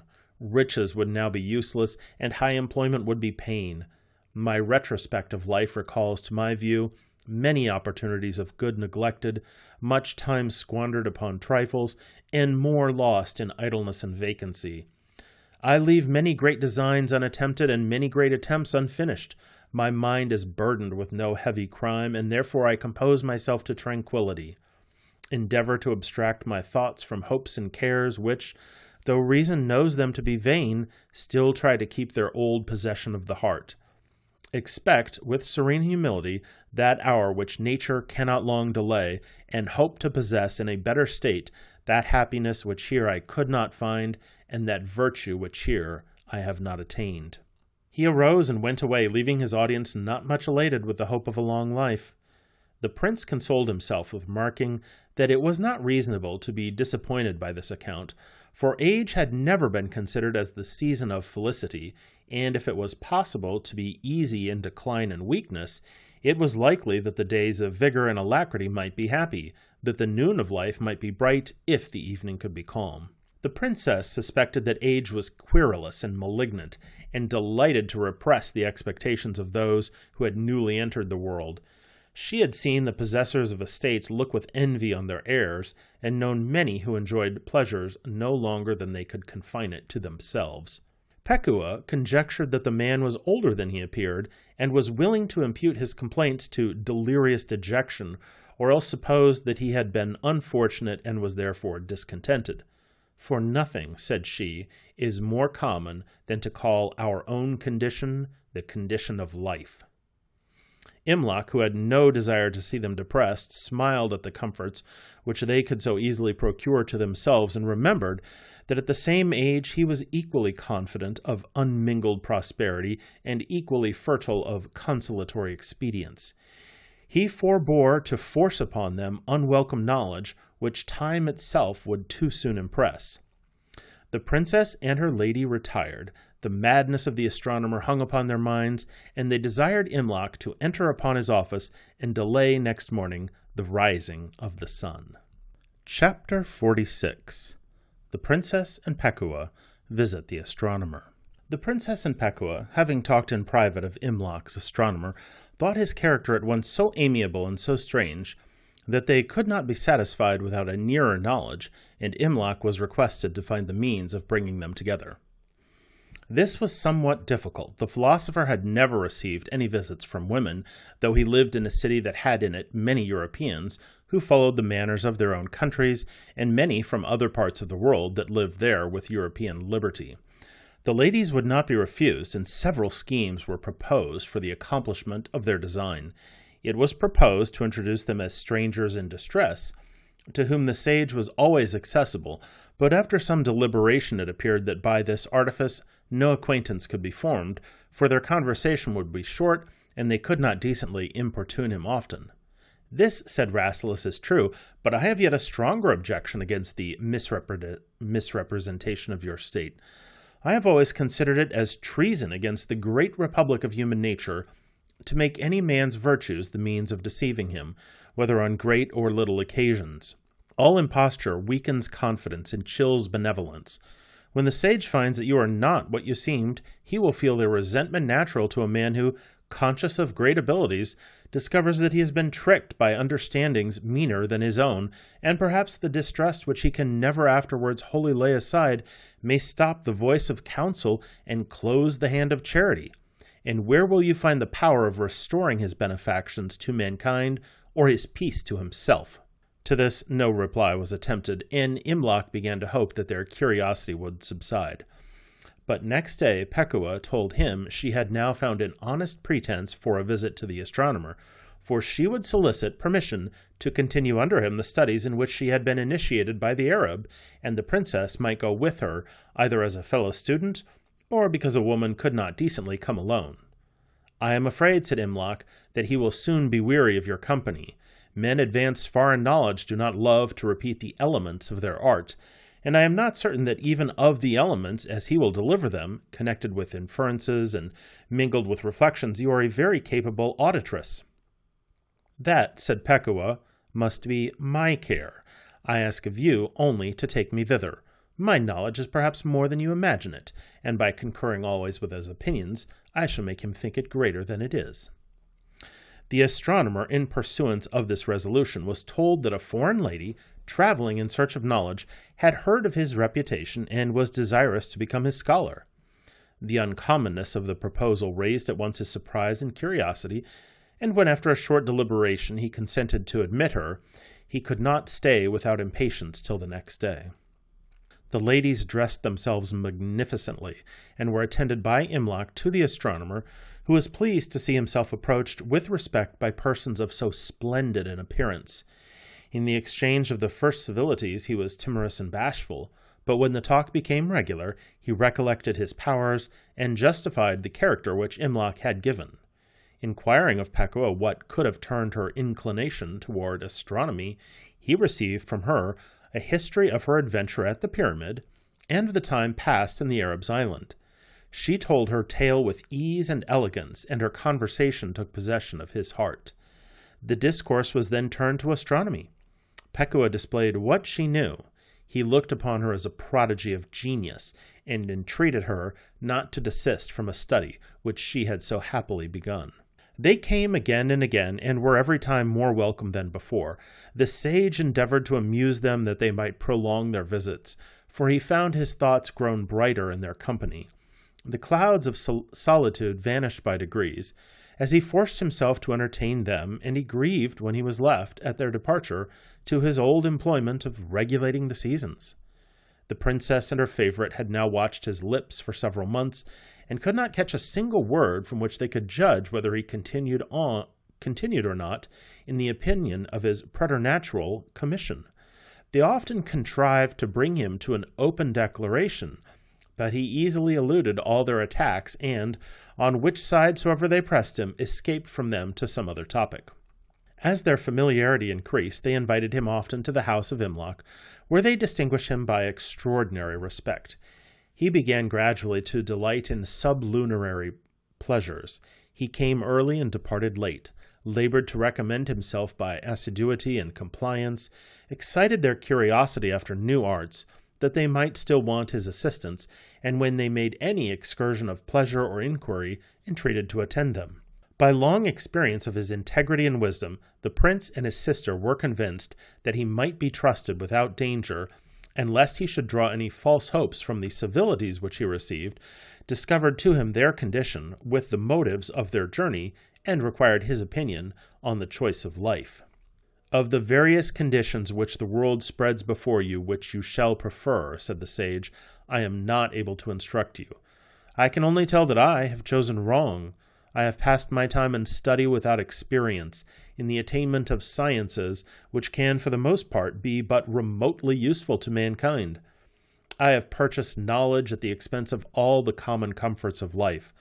I have missed the endearing elegance of female friendship and the happy commerce of domestic tenderness. If I have obtained any prerogative above other students, they have been accompanied with fear, disquiet, and scrupulosity.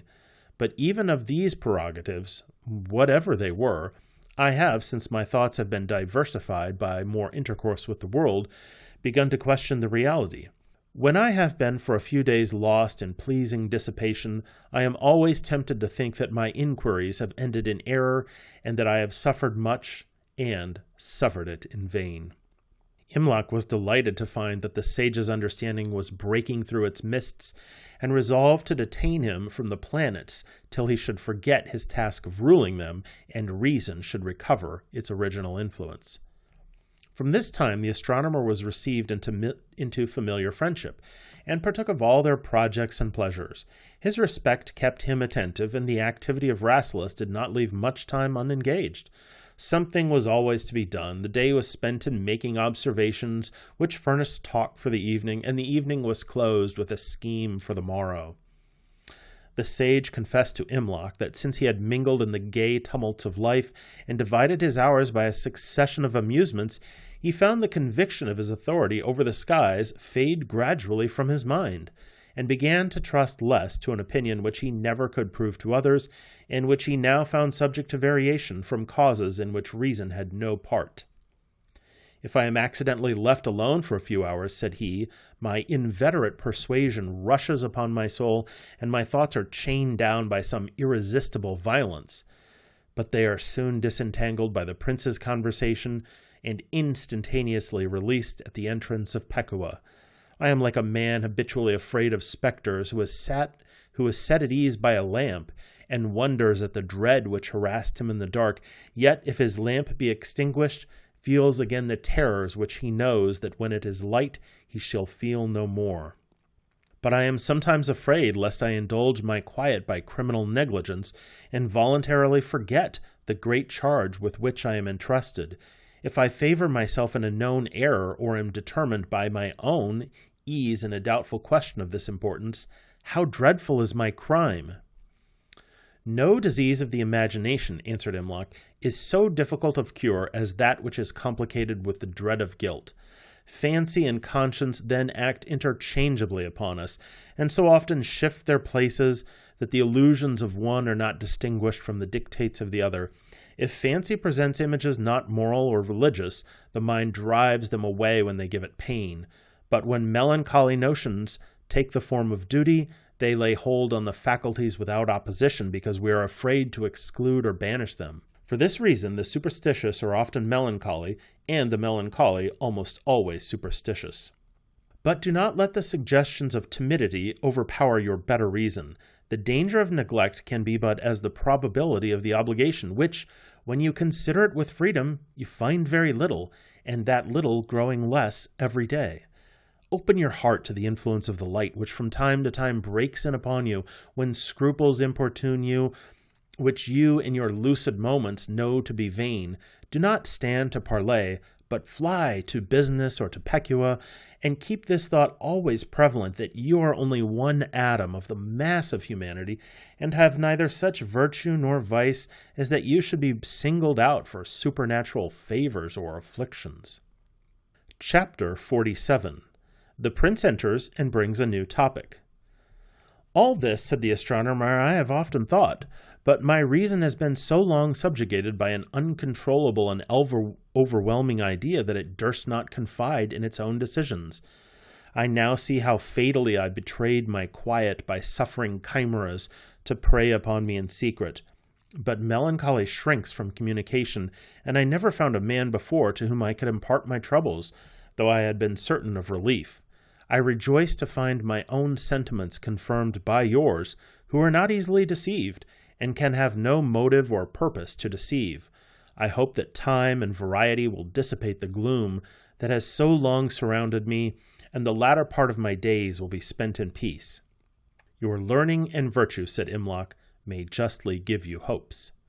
Rasselas then entered with the princess and Pekua, and inquired whether they had contrived any new diversion for the next day. "Such," said Nikaya, "is the state of life, that none are happy but by the anticipation of change. The change itself is nothing. When we have made it, the next wish is to change again. The world is not yet exhausted. Let me see something tomorrow which I never saw before." "Variety," said Rasselas, "is so necessary to content that even the Happy Valley disgusted me by the recurrence of its luxuries. Yet I could not forbear to reproach myself with impatience when I saw the monks of St. Anthony support, without complaint, a life not of uniform delight, but uniform hardship." "Those men," answered Imlok, "are less wretched in their silent convent than the Abyssinian princes in their prison of pleasure. Whatever is done by the monks is incited by an adequate and reasonable motive. Their labor supplies them with necessaries. It therefore cannot be omitted, and is certainly rewarded. Their devotion prepares them for another state, and reminds them of its approach while it fits them for it. Their time is regularly distributed. One duty succeeds another, so that they are not left open to the distraction of unguided choice, nor lost in the shades of listless inactivity. There is a certain task to be performed at an appropriated hour, and their toils are cheerful because they consider them as acts of piety by which they are always advancing toward endless felicity." "Do you think," said Nikaya, "that the monastic rule is a more holy and less imperfect state than any other? May not he equally hope for future happiness who converses openly with mankind, who succors the distressed by his charity, instructs the ignorant by his learning, and contributes by his industry to the general system of life, even though he should omit some of the mortifications which are practiced in the cloister, and allow himself such harmless delights as his condition may place within his reach?" "This," said Imlok, "is a question which has long divided the wise and perplexed the good. I am afraid to decide on either part. He that lives well in the world is better than he that lives well in a monastery. But perhaps everyone is not able to stem the temptations of public life, and if he cannot conquer, he may properly retreat. Some have little power to do good, and have likewise little strength to resist evil. Many are weary of the conflicts with adversity, and are willing to eject those passions which have long busied them in vain. And many are dismissed by age and diseases from the more laborious duties of society. In monasteries, the weak and timorous may be happily sheltered, the weary may repose, and the penitent may meditate. Those retreats of prayer and contemplation have something so congenial to the mind of man that perhaps there is scarcely one that does not purpose to close his life in pious abstraction with a few associates serious as himself. Such, said Pekuah, has often been my wish, and I have heard the princess declare that she should not willingly die in a crowd. The liberty of using harmless pleasures, proceeded Imlok, will not be disputed, but it is still to be examined what pleasures are harmless. The evil of any pleasure that Nikaya can imagine is not in the act itself, but in its consequences. Pleasure in itself, harmless, may become mischievous by endearing to us a state which we know to be transient and probatory, and withdrawing our thoughts from that of which every hour brings us nearer to the beginning, and of which no length of time will bring us to the end. Mortification is not virtuous in itself, nor has any other use but that it disengages us from the allurements of sense. In the state of future perfection to which we all aspire, there will be pleasure without danger and security without restraint. The princess was silent, and Rasselas, turning to the astronomer, asked him whether he could not delay her retreat by showing her something which she had not seen before. Your curiosity, said the sage, has been so general, and your pursuit of knowledge so vigorous, that novelties are now very easily to be found. But what you can no longer procure from the living may be given by the dead. Among the wonders of this country are the catacombs, or the ancient repositories in which the bodies of the earliest generations were lodged, and where, by the virtues of the gums which embalmed them, they yet remain without corruption. I know not, said Rasselas, what pleasure the sight of the catacombs can afford, but since nothing else is offered, I am resolved to view them, and shall place this with my other things which I have done because I would do something. They hired a guard of horsemen, and the next day visited the catacombs. When they were about to descend into the sepulchral caves, Pekuah, said the princess, we are now again invading the habitations of the dead. I know that you will stay behind. Let me find you safe when I return. No, I will not be left, answered Pekuah. I will go down between you and the prince. They then all descended and roved with wonder through the labyrinth of subterraneous passages where the bodies were laid in rows on either side. Chapter 48. Imlok discourses on the nature of the soul. What reason, said the prince, can be given why the Egyptians should thus expensively preserve those carcasses which some nations consume with fire, others lay to mingle with the earth, and all agree to remove from their sight as soon as decent rites can be performed? The original of ancient customs, said Imlok, is commonly unknown, for the practice often continues when the cause has ceased. And concerning superstitious ceremonies, it is vain to conjecture, for what reason did not dictate, reason cannot explain. I have long believed that the practice of embalming arose only from tenderness to the remains of relations or friends, and to this opinion I am more inclined, because it seems impossible that this care should have been general. Had all the dead been embalmed, their repositories must in time have been more spacious than the dwellings of the living. I suppose only the rich or honorable were secured from corruption, and the rest left to the course of time. But it is commonly supposed that the Egyptians believed the soul to live as long as the body continued undissolved, and therefore tried this method of eluding death. Could the wise Egyptians, said Nikaya, think so grossly of the soul?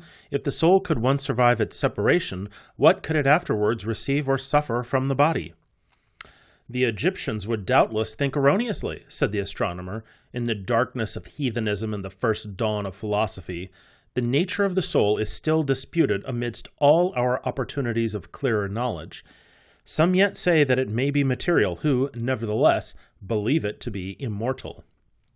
Some, answered Imlok, have indeed said that the soul is material, but I can scarcely believe that any man has thought it who knew how to think, for all the conclusions of reason enforce the immateriality of mind, and all the notices of sense and investigations of science concur to prove the unconsciousness of matter. It was never supposed that cogitation is inherent in matter, or that every particle is a thinking being. Yet if any part of matter be devoid of thought, what part can we suppose to think? Matter can differ from matter only in form, density, bulk, motion, and direction of motion. To which of these, however varied or combined, can consciousness be annexed? To be round or square, to be solid or fluid, to be great or little, to be moved slowly or swiftly one way or another, are modes of material existence all equally alien from the nature of cogitation. If matter be once without thought, it can only be made to think by some new modification. But all the modifications which it can admit are equally unconnected with cogitative powers. But the materialists, said the astronomer, urge that matter may have qualities with which we are unacquainted. He who will determine, answered Imlok, against that which he knows, because there may be something which he knows not, he that can set hypothetical possibility against acknowledged certainty is not to be admitted among reasonable beings. All that we know of matter is that matter is inert, senseless, and lifeless, and if this conviction cannot be opposed but by referring us to something that we know not, we have all the evidence that human intellect can admit. If that which is known may be overruled by that which is unknown, no being, not omniscient, can arrive at certainty. Yet let us not, said the astronomer, too arrogantly limit the Creator's powers. It is no limitation of omnipotence, replied the poet, to suppose that one thing is not consistent with another, that the same proposition cannot be at once true and false, that the same number cannot be even and odd, that cogitation cannot be conferred on that which is created incapable of cogitation.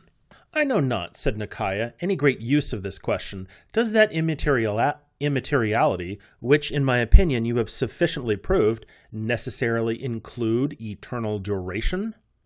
Of immateriality, said Imlok, our ideas are negative and therefore obscure. Immateriality seems to apply a natural power of perpetual duration as a consequence of exemption from all causes of decay. Whatever perishes is destroyed by the solution of its contexture and separation of its parts, nor can we conceive how that which has no parts and therefore admits no solution can be naturally corrupted or impaired. I know not, said Rasselas, how to conceive anything without extension. What is extended must have parts, and you allow that whatever has parts may be destroyed. Consider your own conceptions, replied Imlok, and the difficulty will be less. You will find substance without extension. An ideal form is no less real than material bulk, yet an ideal form has no extension. It is no less certain, when you think on a pyramid, that your mind possesses the idea of a pyramid than that the pyramid itself is standing. What space does the idea of a pyramid occupy more than the idea of a grain of corn? Or how can either idea suffer laceration? As is the effect, such is the cause. As thought, such is the power that thinks, a power passive and indiscernible. But the being, said Nikaya, whom I fear to name, that being which made the soul, can destroy it. He surely can destroy it, answered Imlok, since, however imperishable, it receives from a superior nature its power of duration. That it will not perish by any inherent cause of decay or principle of corruption may be shown by philosophy, but philosophy can tell no more. That it will not be annihilated by him that made it, we must humbly learn from higher authority. The whole assembly stood a while silent and collected. Let us return, said Rasselas, from this scene of mortality. How gloomy would be these mansions of the dead to him who did not know that he should never die, that what now acts shall continue its agency, and what now thinks shall think on forever. Those that lie here stretched before us, the wise and the powerful of ancient times, warn us to remember the shortness of our present state. They were perhaps snatched away while they were busy, like us, in the choice of life. To me, said the princess, the choice of life has become less important. I hope hereafter to think only on the choice of eternity. They then hastened out of the caverns, and under the protection of their guard, returned to Cairo.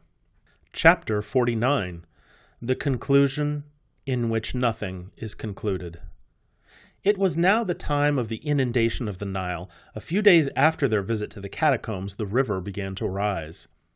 They were confined to their house. The whole region being underwater gave them no invitation to any excursions, and being well supplied with materials for talk, they diverted themselves with comparisons of the different forms of life which they had observed, and with various schemes of happiness which each of them had formed.